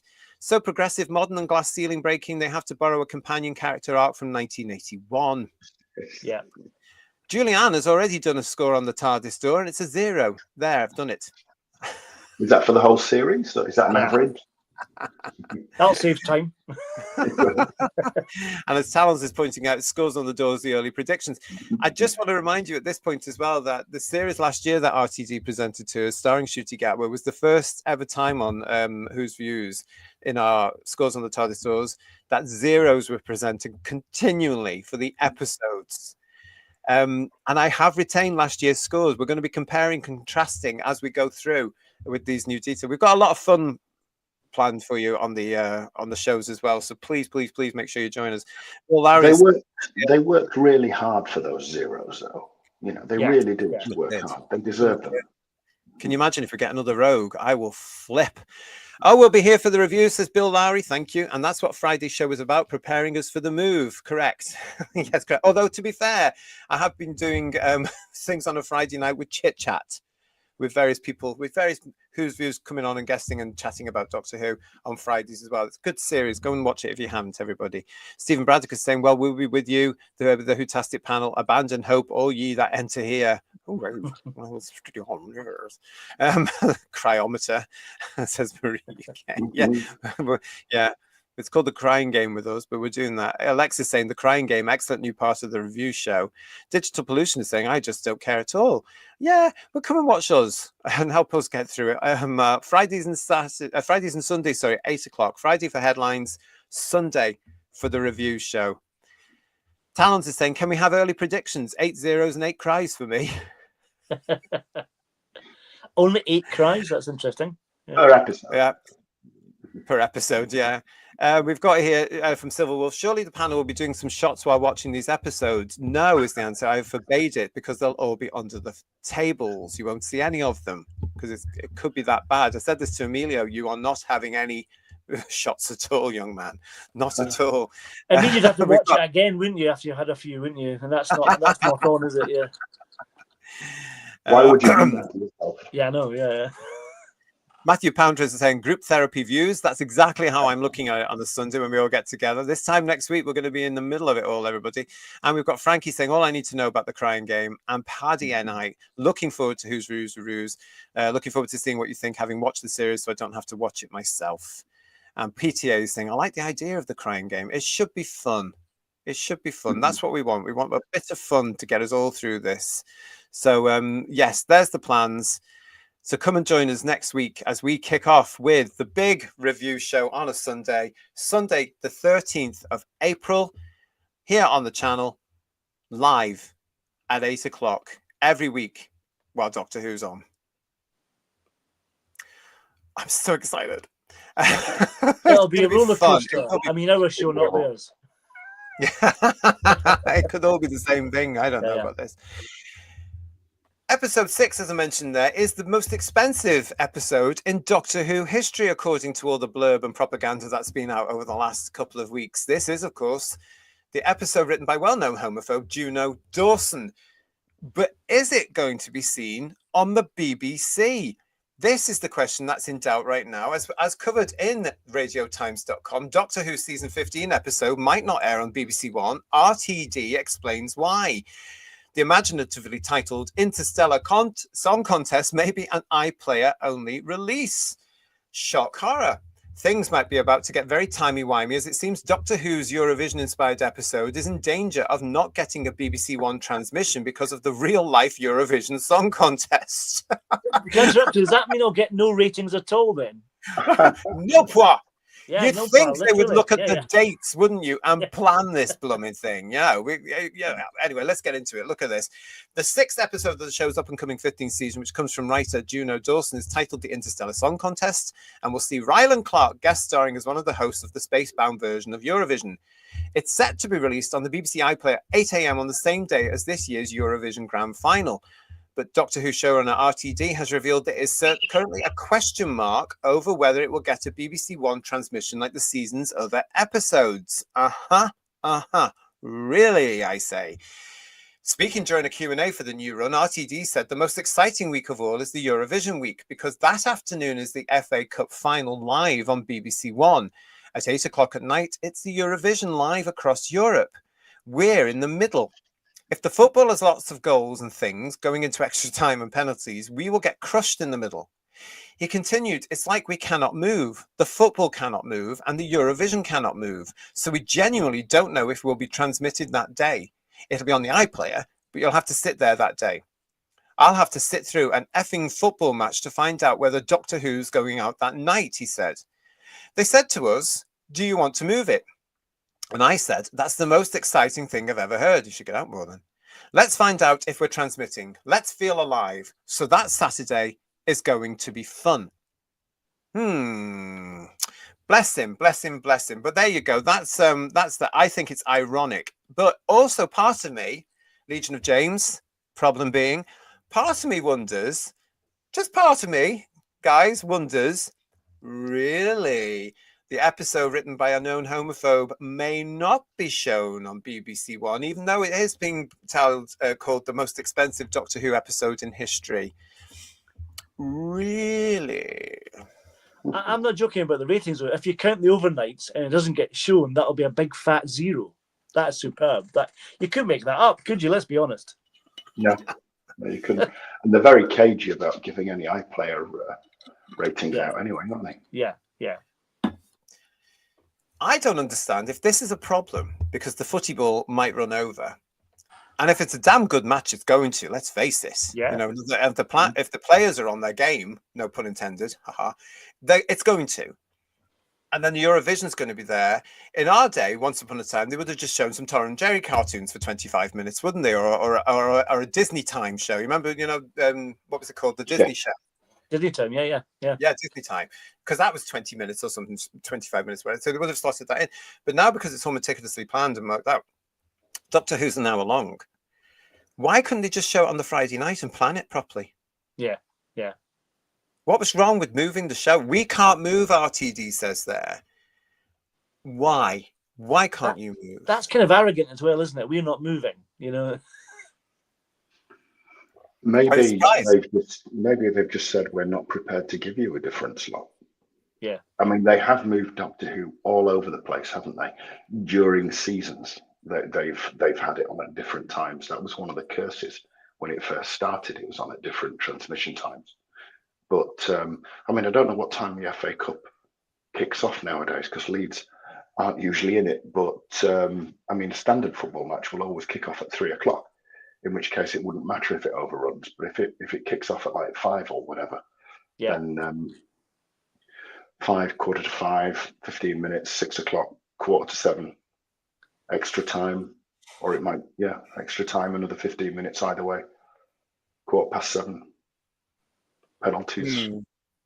7:30. I don't know anything at all about football. I don't really care. But I would have said, right, okay. I mean, didn't they do this last? I remember Radio Times covered something to do with the football cup, a football cup, because I believe there's more than one. And there was a Cyberman one and there was a Dalek one. Do you remember? Yeah. And didn't they move Doctor Who for that? Didn't they plan it? It was a great cover, I have to say, yeah. But didn't they plan the episode so it was broadcast at a different time? I think so, yeah. So what this basically says to me is that they were so intent on having the Interstellar Song Contest on the same time as the Eurovision to try and catch in with the viewers for the Eurovision Song Contest who wouldn't watch Doctor Who anyway. Yeah. That they were so intent in saying, "Oh, we've got to have it there," and they forgot about the football. Perhaps, maybe, allegedly. That's how my mind is working now. Lots of people in the chat, you're off and things as well. We've got here Duncan, the Funky Evans saying the episode is so bad that even Eurovision is too embarrassed to be anywhere near it. That's saying something, isn't it? Yeah, well, after last year's Eurovision, I'm not surprised. And Paul Schlafter is saying, could it be their way of trying to avoid more controversy because the BBC know they've dropped the ball with all the controversy around Juno Dawson? That's the way my mind works, Paul, completely, because he's not a nice person. Anthony Parkinson, you may think that, but we couldn't possibly comment. I also wonder, I was going to say, if it's not just the controversy from him, but also the controversy that might be in the episode itself. Yeah. Yes, possibly. Yeah. And the fact is, we've been saying for a while now, Doctor Who 2025 is out of tune with a lot of people in the world who are suddenly waking up since January. They are really waking up. So could it be in there with them? They're going to say no, it's nothing to do with that, is it? It's just bad planning and bad management, which is bad as well because you should have known. But part of me thinks, ooh, interesting. It's a damned excuse, says Shelley Ingle, because they're removing that damn episode because of the backlash by the fans. There was a bit of a backlash over this from certain elements, but it was all hushed down. Daleks are forever. They hadn't given him another slot. And Robert Payne is saying that is the most exciting thing RTD has ever heard. That, I know he just needs to get out more, doesn't he? Here's PTA saying what you guys were saying there. It won't be fun, Russell, if it gets no ratings at all. Then you'll be crying. And Time Lord Victorious is praying for extra time, as is problem being extra time.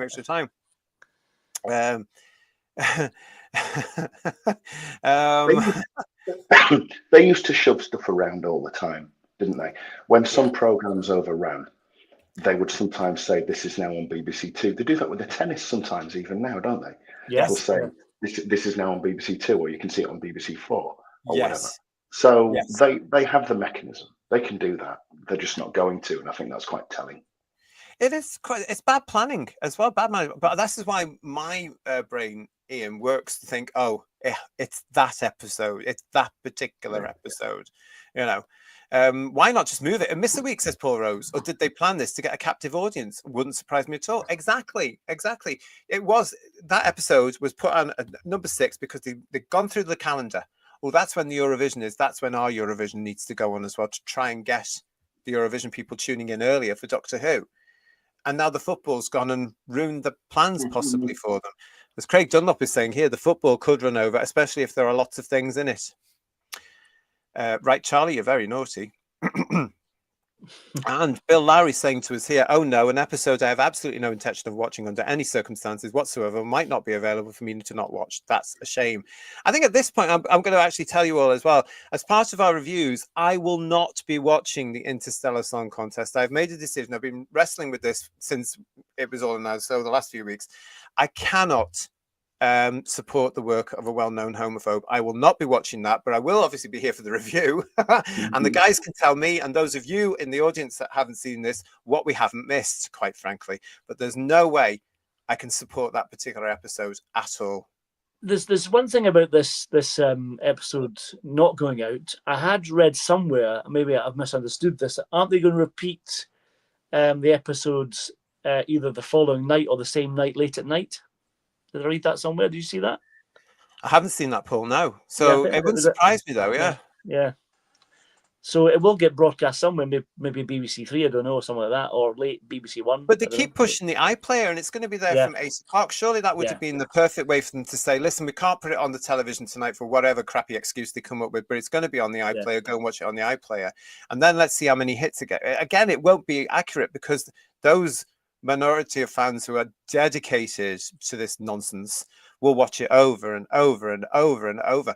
But as you guys were pointing out, and there's a lot of you in the chat have pointed out, I'm quite looking forward to being able to say the first Doctor Who episode in history that got nobody watching it. Yeah. I think that's a great start to our show when we're reviewing it, everybody, don't you? And then we can let Juno know all about that. Put Doctor Who where it belongs, says Dom. Go BBC 4 at 11 p.m. It's not that good. It needs to go on BBC 3 at 6 because it's to that audience, the brainwashed there, that like that stupid drag queen show comedy that's been renewed when it got less than 300,000 viewers and they renewed it for a second series. Can you believe it? Limekins, nice to see. It's got drag queens in it though, so it was bound to. Dawson, the writer of that episode, happens to do the Eurovision Interstellar contest. Does that not tell you the limitations to his imagination? You'll have the whole universe to choose from. And they think they're clever though, that's the thing. Robin Calvert, Eurovision wasn't lucky for Who in 2024, so maybe the football will overrun. Pray for penalties, says Matthew Pounder. Yeah, we all are, yeah. The problem is, even if the football ends on time, the football fans are not going to stay. Yeah, I know the televisions around the pubs in Britain will still be on, especially in England, but they're not going to watch the show, are they? Even if the match finishes on time, you've still got all the pundits' analysis, which takes hours and hours, doesn't it? So does it?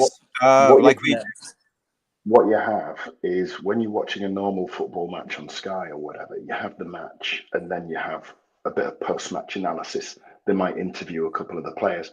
But what you've got here, and which the BBC will stick for, is that you have the aftermatch, everybody forms up, and then they have the presentation of the runners-up medals and then the presentation of the cup. and then they'll have them walking around the pitch to wave it to their fans and things. So that will be included, and then probably post-match commentary. So it's going to be potentially a lot more than a standard match would be. Yeah. Oh, I see. I mean, it's more than 90 minutes anyway, isn't it? Either side of it, isn't it? You think about the start of it, the pre-match analysis, and then the post-match analysis as well. Yeah. So, you've got your 90 minutes, but you've got your 15 minutes in the middle of that. Yeah. And then if you have extra time, that's 15 minutes either way, so that's half an hour. And then Yeah. if it's equal, then you'll go to penalties, which can easily be another 20 minutes. Really? Mm. Really? You see, and the schedulers will have a plan now. Basically, I reckon they'll have a plan to be able to say, well, they would have just realized what you've just said there, Ian, and they'll say, right, well, we'll have a 20-minute show somewhere or something like that. They'll stick something in, won't they? That'll get in between that, because we're looking at very, very different audiences here. Football fans, Eurovision fans.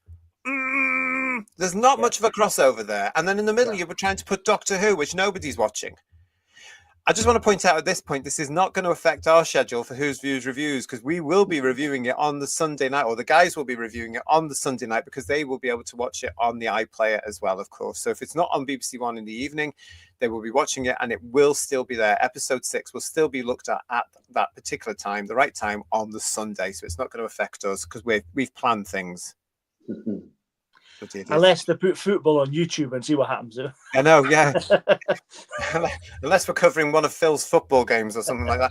Duncan the Funky Evans is saying to us, don't move it to Friday. I think that may be the finale of Beyond Paradise Season 3 that night. Hey, we're on as well on the Friday, so make sure, mister, you're recording that or something. Yeah. Tape Beyond Paradise, that's the best thing to do. Exactly, come and see us live. How old are you?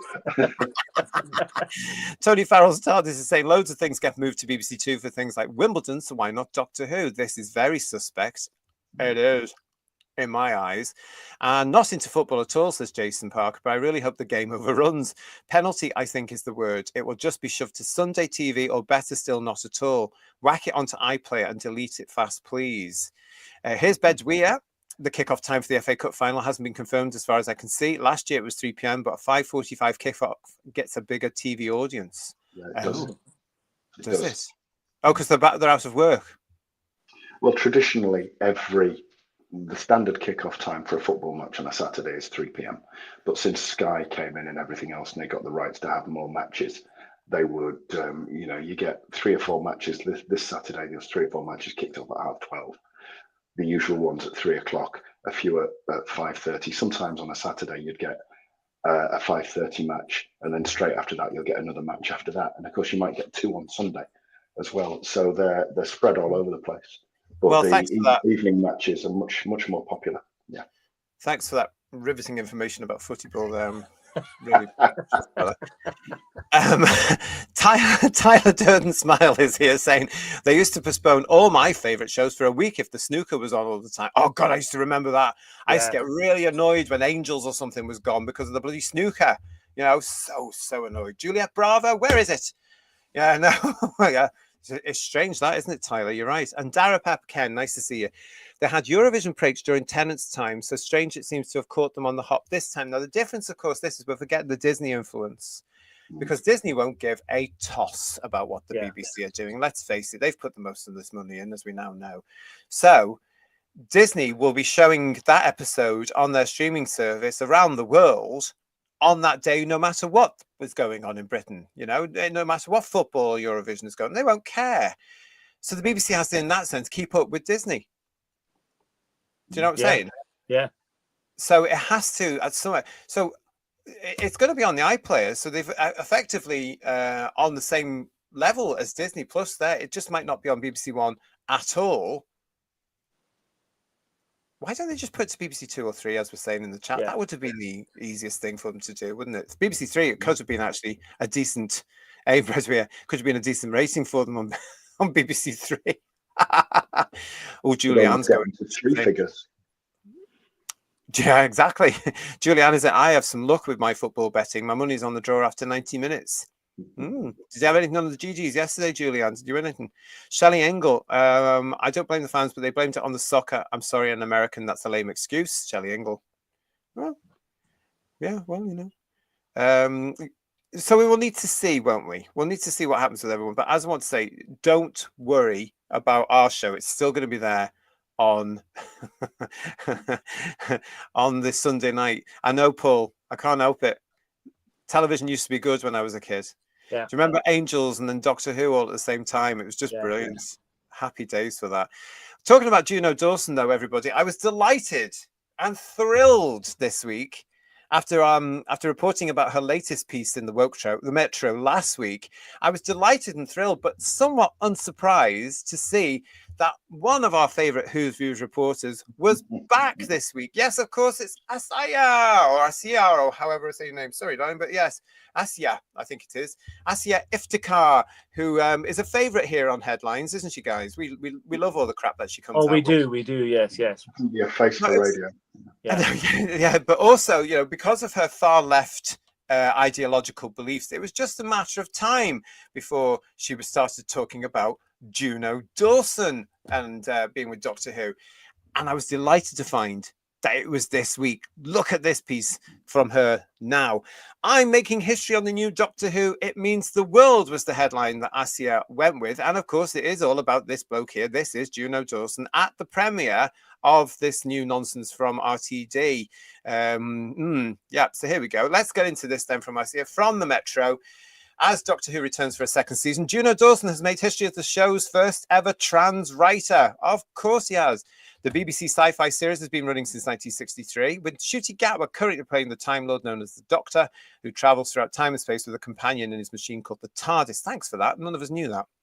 Since the reboot in 2005, helmed by RTD, the show has been praised for its inclusive characters and storylines, and this season is no different. Juno, a long-time Whovian, allegedly, and creator of the podcast Doctor Who Redacted, which nobody listened to, is the writer behind the new episode, The Interstellar Song Contest. It's essentially a sci-fi Eurovision-inspired plot starring Rylan and Freddie Fox as the Doctor and his new companion Belinda Chandra face down a deadly threat. For Juno, writing for Doctor Who has fulfilled a childhood dream, and the significance of having this platform as a trans person in the UK is not lost on him.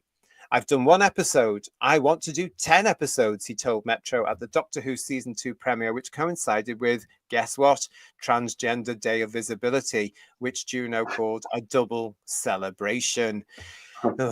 This is a dream that I've had since I was 10 or 11 years old. I was writing what we would now call fan fiction for my grandma, except I just did it on bits of paper. And 30 years on, I've written a whole episode, he continued. Reflecting on what it means to make history on the show, the 43-year-old author added, it means the world. When I was a kid growing up in Bradford, I didn't know what it was to be trans. I knew I wanted to be a girl, and I would tell my mum all the time, when am I going to turn into a girl? But she didn't know what a trans person was. I didn't know what a trans person was. And I keep thinking, what if I'd had Yasmin Finney and Doctor Who? If I'd been able to see it on screen? Here we go with all this representation nonsense, everybody. Stand by your beds. He reiterated that visibility is just as important on the other side of the camera, calling the shots and creating the opportunities. That's where I see myself now. I'm in a very, very fortunate position to be given this kind of voice because most trans people in the UK don't have a voice. You're kidding me, really? They never shut up. How do they not have a voice? There are activists who are so loud and brash. Of course, you've got a bloody vote. The only reason we've got these Transgender Day of Visibility is because of these ruddy activists from the far left. Oh, get a grip. They don't have 365 days of invisibility, do they? They're there every bloody day. Front and center. Yeah. And we hear about it every single day. It infects our lives every single day. And never mind their rights. A lot of our rights are disappearing because of it. But here we go. Where we go. So actually, I don't take this for granted, he concluded. As for what to expect in his episode, he was coy about the details, only revealing that there are some villains determined to destroy the contest. And he is not the only member of the cast and crew who has praised this season for its diversity. Andor star Verada shared what it meant to her to join a growing legacy of South Asian characters in the Whoniverse. These people are obsessed. It means so much. I think it has a special place in my heart as well to be able to expand the universe a little bit. Everything that includes people that have felt othered or marginalized, spelled wrongly, in any way, whatever we can do to make something more inclusive. Because Doctor Who should be inclusive. It should be universal. I see it as a mark of progress, really. It's amazing. Meanwhile, Gatworth spoke about just how unexpected the past year has been since his first full season landed. I don't think you can expect any part of this experience because it's so unlike any other job you will ever do in your life. Then he continued, every day is a learning curve. It's a test. It's a new challenge. What job do you have where you're in Lagos 1 week and then you're fighting a cartoon the next week? What it demands of you technically and emotionally is so varying. And both of them confirmed that they're excited for fans to see the classic Whovian reveal at the end of the season, which will no doubt uncover Mrs. Flood's identity and just why Belinda can't seem to return to Earth. The premise of the season sees Belinda desperately try to return home, with the travelling duo getting into plenty of intergalactic scrapes as the Doctor attempts to get her back. Well, 8 weeks worth anyway. Although it is a unique dynamic for the reboot, RTD reminds us of the parallel with the first 60s companion school teachers Ian and Barbara, who were accidentally whisked away by William Hartnell's first Doctor. He reflects, Belinda is a nurse in A&E, so she knows what a tough life is, and she knows what hard work is, and she knows what horrors happen. She realizes the moment you step foot outside the TARDIS door, someone's shooting a laser beam at you, or someone's trying to murder you, or throw you off a cliff, or exterminate you. Ruby, played by Millie Gibson, also pops up this year. She's not gone. She's much loved and comes back, but she's much more wide-eyed and joyous with the universe. So it's time to balance that with someone saying, this life is mad, you are irresponsible and get me home, he joked. And as usual, online forums and social media are flooded with Whovians sharing their wildest and wackiest fan theories, but RTD tends to steer clear of the chatter. I don't, or I would go mad because they talk about it all day, every day. I'm actually not that sort of fan. I don't do X, I'm not on that. I don't do Facebook, so I love Instagram. I have fun on that. But again, I just have a laugh on it. And if anyone's rude to me, I just block them immediately. It takes approximately 2 seconds to block someone, so that's easy. So no, I don't really engage with it, partly because I don't know how, and it's a bit late now. As for his highlights from the upcoming season, he confirmed that one episode starring Slow Horses actor Christopher Chung and Rose Ayling-Ellis is a tough watch. It's not only scary, it's tough. It's 500,000 years in the future again. Everyone's dead. Everyone's been murdered. Well, that's joyous. And there is just the Doctor and some troopers who arrive to find out what's going on, and then it gets worse, he teased. There you go, then. What do you make of that? Was that the one good point in that article? They said that William Hartnell was the first Doctor. That was one positive, which is good. The bit about shooty season landing, crash landing, maybe is probably a better way of describing it. And why is everyone so excited that Ryland Clark's in this? Why is that such a positive? I don't understand. Well, he's one of the gang, isn't he? But it's like if it's come to that he's the best thing in it, that's really bad, isn't it? I have to say. Well, he's in the most expensive episode of Doctor Who ever. Yeah.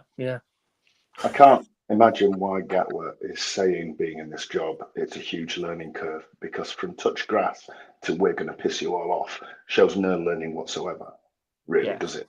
He's not shown anything at all. But you know, there's nothing he can say or that they can say that is going to convince me that this is going to be anything but tosh. But it'll be funny watching it. Did you notice the bit about the classic ending? So, Paul, you reckon it's the Black Guardian, don't you, or a version of the Black Guardian come back? But it could be anybody. You know, who they're going to choose just to ruin the character that they Basute. It could be anybody. But the Black Guardian after that. Remember, we talked about merchandise a while ago and have the Guardian of Chaos, as she's now called, whatever form they're going to take. But it'll be a gender swap, won't it? It has to be, you know. So that although having said it, the Guardians can change their form, I suppose. But yeah, even so, it's unusual. They can appear. We'll get that out of the way. In the original series, it was established that the Guardians can appear any way they want to, in any form they want to, because they're that powerful. So when they appeared to the Fourth Doctor, the White Guardian was that gentleman and rebus operation, and again, a similar thing in Enlightenment, because that's what he thought the Doctor would appreciate. Yeah, you have to go and read the book as well. It's great fun. But you never got when the Black Guardian turned up. It wasn't Margaret Rutherford, was it? You know what I mean? You know, as well, it does make me question their understanding of classic Doctor Who as well. Because was it Russell T Davies saying that about Hartnell? He didn't accidentally whisk Ian and Barbara away. He deliberately set the TARDIS in motion with them in it because he did not want them getting out. It was deliberate. It wasn't accidental at all. You'd think somebody like him in that job would know that, but obviously not. But plundering plundering a Tom Baker era baddie again. Not showing much originality, is he? If that's the Yeah. case. And again, getting back to what we said, if it's not for us, why they're bringing back these characters? Because nobody will know who they are, We didn't need to know anything about the classic series anyway, remember? It was all new. Exactly. I just thought that from again, more nonsense. Last week we talked about how desperate she is that this thing shouldn't come off air ever. News for her again. It's going to one day. You better get a grip. And now she's going on about this because the first trans writer, and it's history being made. It's not really, and it shouldn't be. But again, it's an example of these people and their obsession with labels and segregation, and feeling that if they talk about this and push this onto people more, it's going to be accepted. Newsflash for these people. It was once upon a time, but it's gone so far the other way. Now we're questioning things to say, hang on a minute. No, that doesn't, that argument doesn't trump the rest of us, so they've got themselves, they've got themselves into the mess. They've created these situations we're in, I think. Juno's optimistic. Sorry, Juno's optimistic is going to get to write 10 episodes, that's for sure. Yeah. Well, certainly the fact that he wants to. But we all know why you're there. It's because of RTD's obsession with this TQ cult. There's no other reason you are there. You got the job because of the DEI and because he wanted to push the whole T agenda, which this year, so far in the publicity, he's been quiet about. Let's see what comes along week 6 for the publicity for this episode, shall we? Let's see how far they go with that whole TQ far left extreme politics then, shall we? Hello to Jared Cooper. It's nice to see you. Welcome to Who's Views. But Juno Dawson also wrote a novel for Jodie's Doctor, which apparently didn't sell that well because none of them did, and they still don't, from what I hear, or a legend. Terrified Monk is saying Dawson is the scariest thing on Doctor Who in years. And Robert's saying to us, oh, for pity's sake, only egotists and narcissists celebrate themselves this much. Yeah. And that's what they are. They're can you see the running things yet, everybody? It's awful, isn't it? Yeah, There's been a couple of clips for this episode, JT. I mentioned to you last time I was speaking to you about one of the aliens in it looking a bit like one of the delegates from Dalek Master Plan. I'm probably reading too much into this, but it wouldn't surprise me after Russell brought the macro back in Gridlock. But I spotted this in my nerdiness in one of the clips, so I'll be interested to see if it's a similar alien that they're ripping off. Yeah. Well, you guys will be watching the episode. You'll be able to let me know. Why do we need to know all this personal rubbish? All this me is not a guarantee of good content. No, it's not. And again, it's because it's these people that and their obsessive behavior when it comes to identity and presentation of their identity, and that's what they hold dear. And I still don't understand where it's all come from. Really, did anybody ever know what the personal life and sexual preferences of Robert Holmes were? No. Nobody did. Nobody asked. Nobody cared. And his stories were some of the most amazing ones we ever saw in the 26 years of Proper Who. The only thing we knew about Robert Holmes was he liked puddings, apparently. That sounded great, He smoked a pipe. It's just ridiculous. I mean, this isn't just Doctor Who. This is society as a whole. We've got these far left ideological loons around the place pushing all this stuff. It's everywhere. It makes me sick. It's absolutely everywhere. And they don't care about reality. They are tramping all over reality. They're tramping over everybody. Look at what's happening with women now. They're tramping all over that. And those women are called TERFs. Absolutely disgraceful. People like myself who are same-sex attracted, as we know, because we talked about it on the show before, get kicked out of our own communities if we don't bend the knee to this TQ cult. It's in the advertising. It's in marketing. I was just reading this weekend about Asda here in the UK. Asda, a supermarket, is pushing this onto their staff. And what they've done apparently is they're telling their staff that if they do not toe the line, they are going to be disciplined with a view to firing. So if somebody comes up to you and says, this is my pronoun, these are my pronouns, this is my gender, and you say, well, you're not, you could be up at Asda, hashtag boycott Asda. If you can go to another supermarket, then do. Let's give them a message. That is Wrong. It's terrible. Legion James is saying to us, Trans Day of Visibility. We need a day where these activists stay quiet and give us a break from their derangement. Here. Robert is saying trans people used to want to blend in. Now, allegedly, they want to be made visible and celebrated for the difference that they are. Plus, they want to enforce everybody else to go along with their dictates. It's the activists that are doing it all. They need a therapy day, says Matthew Pounder.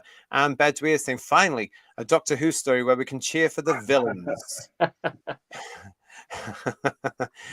Problem being saying to us, yes, trans activists are just so demure, like fading wallflowers, and so subtle and invisible. But there we go with this latest. I mean, it's just so shallow. It really is so shallow. And the way that the Metro describe Asia now is basically their resident Doctor Who geek. Really? Good. They're desperate, aren't they? Very desperate. Aren't they? You know. I want to see her credentials. Yeah. I don't want to see anything. That's not a euphemism, Ian. It's fine. It's right. Oh my goodness. Ridiculous. I don't know. We'll find out together, won't we? Josh H. Villains determined to destroy the contest. Written by Dawson. Got a funny feeling what these villains are likely to be and look like. Oh, I never thought of that. But yeah, Josh, you might have a point. And so it's definitely another classic series reveal, says Stephen Braddett, based on Sutek being a dog. Oh dear. God knows what they're going to do with whom and why in the next one, but it's all there. George is asking us, hello, George, what's your Twitter, JT? We don't have one, actually, George. We don't have one for the simple reason I can't be bothered with this. It's so... And it's not political. I don't care about Musk owning it. I don't care. Own what you like. I don't care. I'm not that sort of idiot. But it was because, to me, it's hard work, X. It's really hard work. And it's just... I didn't want Who's Views in that mix. Do you know what I mean? Because it just gets so angry and tense on that platform, doesn't it? So we don't have a Who's Views, but however, we do have an Instagram and we do have a Facebook if you want to come and join us there. Didn't Musk sell Twitter again to pay for Tesla or something, didn't he? I don't know. No, I've no idea. I don't follow it. I have to be honest. X is a better platform since he bought it, in my opinion, because previously under Jack Dorsey, it was very, very, very far left. Well, it was, wasn't it? That's what put me off an awful lot of it. Yeah. You would get banned for saying anything that wasn't the far left agenda. Yeah. I got banned because I had my profile picture as Deadpool pointing a gun at a teddy bear. Oh, I know the one. Yeah. It encouraged violence, apparently. So I was told to take it off, and I didn't. So I got banned. I had to start again. Only if you're insane, Ian. That's why. Yeah. You have no common sense. I did change it. I did change the teddy bear so it had Chibnall's face at one point. It might have been that. There's nothing wrong with that at all. No, I didn't think so. No, I mean, that's the problem with social media. But I mean, the X thing, it's quite interesting to see what various people are saying, like Gareth Roberts and James Dreyfus, the Free Speech Union, of course, and stuff like that. But they tend to repeat things if they are on Facebook and stuff. But I just didn't want Who's Views in on that mix because I just don't have the time, guys, to actually get back at people who would attack us. On there, you know, and I haven't got the patience anymore, everybody, either, because these youngsters that think they know it all, they can't even tell a man from a woman. I haven't got the time to bloody well argue with them. It takes up all day. Sometimes I enjoy it, and I'll leave them hanging, and they go, "Oh, why isn't he answering? Why isn't he answering?" I love that. I'm not going to either. Love it. The progressive left are about as progressive as super glue soaked sloth in a Sinclair C5, said David B. They think they're progressive, but they aren't, are they? They are regressive. They really are. Time Love Victorious is saying the learning curve for Gatwick is, oh my word, I can't act. Problem being, that's naughty. We can't say that. Dread News is also saying to us, bet that either who Mrs. Flood is like the Rani or something. Yeah, well, they're hinting, and isn't it? I also got the hint there that, you know, there was another interview with Shooty that he was saying with Virata Setu, the classic Who fans are going to love the end of the series. Yeah, it's There a great aren't- reveal or something. He said, "Yeah, Yeah. They're not, you told them to go away. They're not there. yeah." You If know? she was the Black Guardian, then Sutek wouldn't have been able to dissolve her at the end of that last ridiculous series. Yeah. Which she did. But Yeah. that won't be explained, Ian. Even if No, she turns out to be the White Guardian, It won't, because will it? nothing's explained, is it? It's like it's so lazy. No. It's just nonsense as well, isn't it? Because for all the reasons you've said, you know, you don't need to know anything about something that happened 40 years ago. Well, you do, obviously. You know, I don't know. But the George- Rani's such an obscure character, isn't she? Because you know, Yes. unless you're a diehard fan, you have no idea who she was. You know what I mean? That was the whole point, and that's what Russell himself said years ago. Why she wouldn't come back? She wasn't one of the biggies. She might be a fan favorite, but I'd be worried why they would like the Rani today. You know, why would? Oh, is it because it's a bad female? Is it because it's a strong female, a scientific? I'd be worried why they would like the Rani. But as Ian alluded to before, my joke has been for years now. Well, you're going to have to gender swap him now, aren't you? You're going to have to gender swap the Rani because you did it with the Doctor. So why not with the Rani? You did it with the Master. So why not the Rani? Oh, no, you won't do that, will you? George is saying we'll definitely hear cultural appropriation again if another classic villain is brought back. That's a problem with some of the fan base, isn't it? And the Macronon is saying Guardian of Chaos because they can't say the Black Guardian. I love that the Fifth Doctor's story, the Orchid of Chaos. That's a good point, isn't it? Yeah. Oh no, PTA is saying, I wonder if Shooty and Rylan will snog in it. Yuck. That will give me nightmares. I'm so glad I'm not watching that episode. We've had that before, wouldn't it? That's a real spoiler. Now you've really spoiled it for me now. Rose is saying to us, final comment from her for the evening. I wish I could make my mind up on which episode I watch of season 2 to have an option to buy the Blu-ray or not. Well, listen, stay with us because we'll be able to tell you if it's worth you buying the Blu-ray. I'm also going to say to you right now, no, it's not. No. Jane Smee is also saying to us, if you always block everyone who doesn't agree with you, you get a distorted view of reality because you'll always get positive reinforcement. Very, very true. And look where they all are now. Well, it's because they can't argue the point. That's the thing. They can't have an honest argument with anyone. You know, it's all shut you down because I don't have an answer. Well, because they're telling lies. Yeah. You know, and they're going against established facts. Do you know what somebody said to me, guys? Somebody said that because I believe that a woman is a woman and a man is a man, and that a trans woman is a trans woman and a trans man is a trans man, that I had old-fashioned thinking. But 5 years ago, that same person would have been saying to you with a certain disease, follow the science. Yeah. Yes. Yeah. And you're following the science now, but you're wrong. You know. Yeah. Mark Greaves, thank you so much for your super chat. Glad you're enjoying the show. Comedy hits real life for Brian. The Judy in front. I want to be called Loretta. I want to have babies. John Cleese, you want to have babies. It's a big talking point, that one, isn't it now? Because that has come through. And he won't apologize for it. And they can't do anything about it. It's wonderful. He's one of these wonderful persons. He doesn't care. He's a certain age now where you can't cancel him either, you know, because he's a genius. They're actually even reworking Fawlty Towers, I believe, aren't they? He's doing that sequel to it. Yeah. So you can't. So, and he won't apologize for all these things. And good for him because he knows what humor is. They're doing a musical of Life of Brian. I don't know if they're doing that because a lot of the stuff will be kept in. I think that was one of them going to be kept in the stage play version or the musical version. And that was something that he said he would cut, you know. But yeah, I haven't heard. But, like it wouldn't surprise me. Same kind of thing, sort of idea, yeah. But yeah, it wouldn't surprise me at all. Didn't they try and do it a couple of years ago in the West End?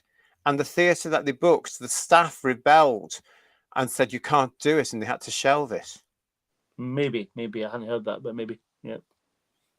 Some of these theatre people, you know, get a grip. How dare they control productions like that by saying we won't work here if you put on this because it doesn't stand with our values and a bit. Oh, it's not about you, is it? Your nonsense. It's about a bigger thing called an audience and bums on seats. Because if the bums don't come in. Well, if people don't come into the theatre and watch shows, you've got no job, you bloody idiots. And that's where the industry is now, you know. Yeah. But I'm sure that was the Life of Brian. Correct me in the chat if I'm wrong, because there was something. And then we all know about what happened to Graham Linehan and the Father Ted musical. Yeah. That's never going to happen now because he won't play ball with them. Good for him. Good for you, Graham, I say. Can't blame him. No. No. Al, hello. Nice to see you. I was thinking about something similar last night. Tenko, how would they represent the female characters today versus when they first made it? It depends which production company would get it. You don't need to remake Tenko. Let me just make that very clear because it's brilliant. And you can still see it on the repeat channels. And it's so good, and the performances are so good. The writing is so good. The direction is good. Even the production values on that show are good. It was huge. Yeah. I reckon they would, if they tried to do it today, they would actually try and make it DEI compatible. And again, change history. Yeah. To suit them, because they were going to be diverse. All the prison guards would be white European men, wouldn't they? Yeah. And a certain proportion. Weren't they the last time round? The women in the show. Prison, the women in the prison, half of them are going to be male trans, aren't they? It wouldn't shock me if they did all that. No, me neither. You know, Louise Jameson was in it, of course. Everybody, wasn't she? Yeah. Shortly after Doctor Who. Good. How diverse in her skills is Louise Jameson? Do you know what I mean? Goes from one role to the other. Absolutely fantastic, isn't she? Yeah, super. But yeah, I mean, stuff like that would be affected. You know. But anyway, Julianne is also saying Tenko was brilliant. Don't dare touch it. Yeah, we're not suggesting they would, but they couldn't do it again now. Couldn't do anything. Well, there we go, everybody. That is, we're up to date with all that. So I hope you've enjoyed all that sort of stuff and the chat that we've had over the last couple of hours here on Who's Views Headlines. It's all steam ahead now for us as we move forward into April. Tomorrow night, we're back, if you are a Blake 7 fan, with our Series 1, Episode 4 review, where Callie arrives. Quite looking forward to that. So that's tomorrow night, 8 o'clock here on the channel. And then, of course, next week, we're back on Friday at 8 o'clock live for Headlines, and Sunday for your big review show, 8 o'clock here on Who's Views Reviews, as we start with the Robot Revolution. Whee! I'm so excited. Don't forget to like and subscribe. If you've already subscribed to the channel, please make sure that you are still subscribed to the channel. The shows for the rest of the week will be up this week as well, so please make sure that you actually come and do what you need to. Ring the bell so you've got the notifications. Fridays and Sundays for Headlines on a Friday, Who's Views Reviews, the new series on a Sunday. And we will also be doing another Headlines in the week as well with Bedweir's ratings analysis just for you. Marie UK is saying, God, that was quick. Time flies when you're having fun. Doesn't it just? It does. It does. Let the dumpster fire commence, says Steve Braddock. Thank you for another great show. And a night, everyone. Thank you, Paul Stenterford. And Peter Venkman is saying, I'm going to light a candle for the panel. Forbidden Man is saying to us, good luck. You're all top Oh, right, Charlie, you're so naughty. I can't put that up on screen either. I'm so worried what we can say and what we can't say anymore. But yeah, so that's us for this evening. As usual, like and subscribe. Thank you for supporting us. Thank you for being here. Please be with us next week as we go through this. Got a special show for you for Headlines on Friday this week. So look out for that. That's all coming up for you. Really looking forward to doing that. I'm looking forward to spending the time with these guys as well. That's going to get me through, as well as you guys in the chat. 8 weeks coming up, everybody. Oh, good grief. What are we doing to each other? All right, then. Good luck, chaps. Good luck. We will see you in the week. Have a great week, everybody. We'll see you tomorrow for Blake 7. Back for Friday for Headlines and your big show, the Sunday big review next week. See you soon, everybody. Good night. Good night, everyone. Bye-bye.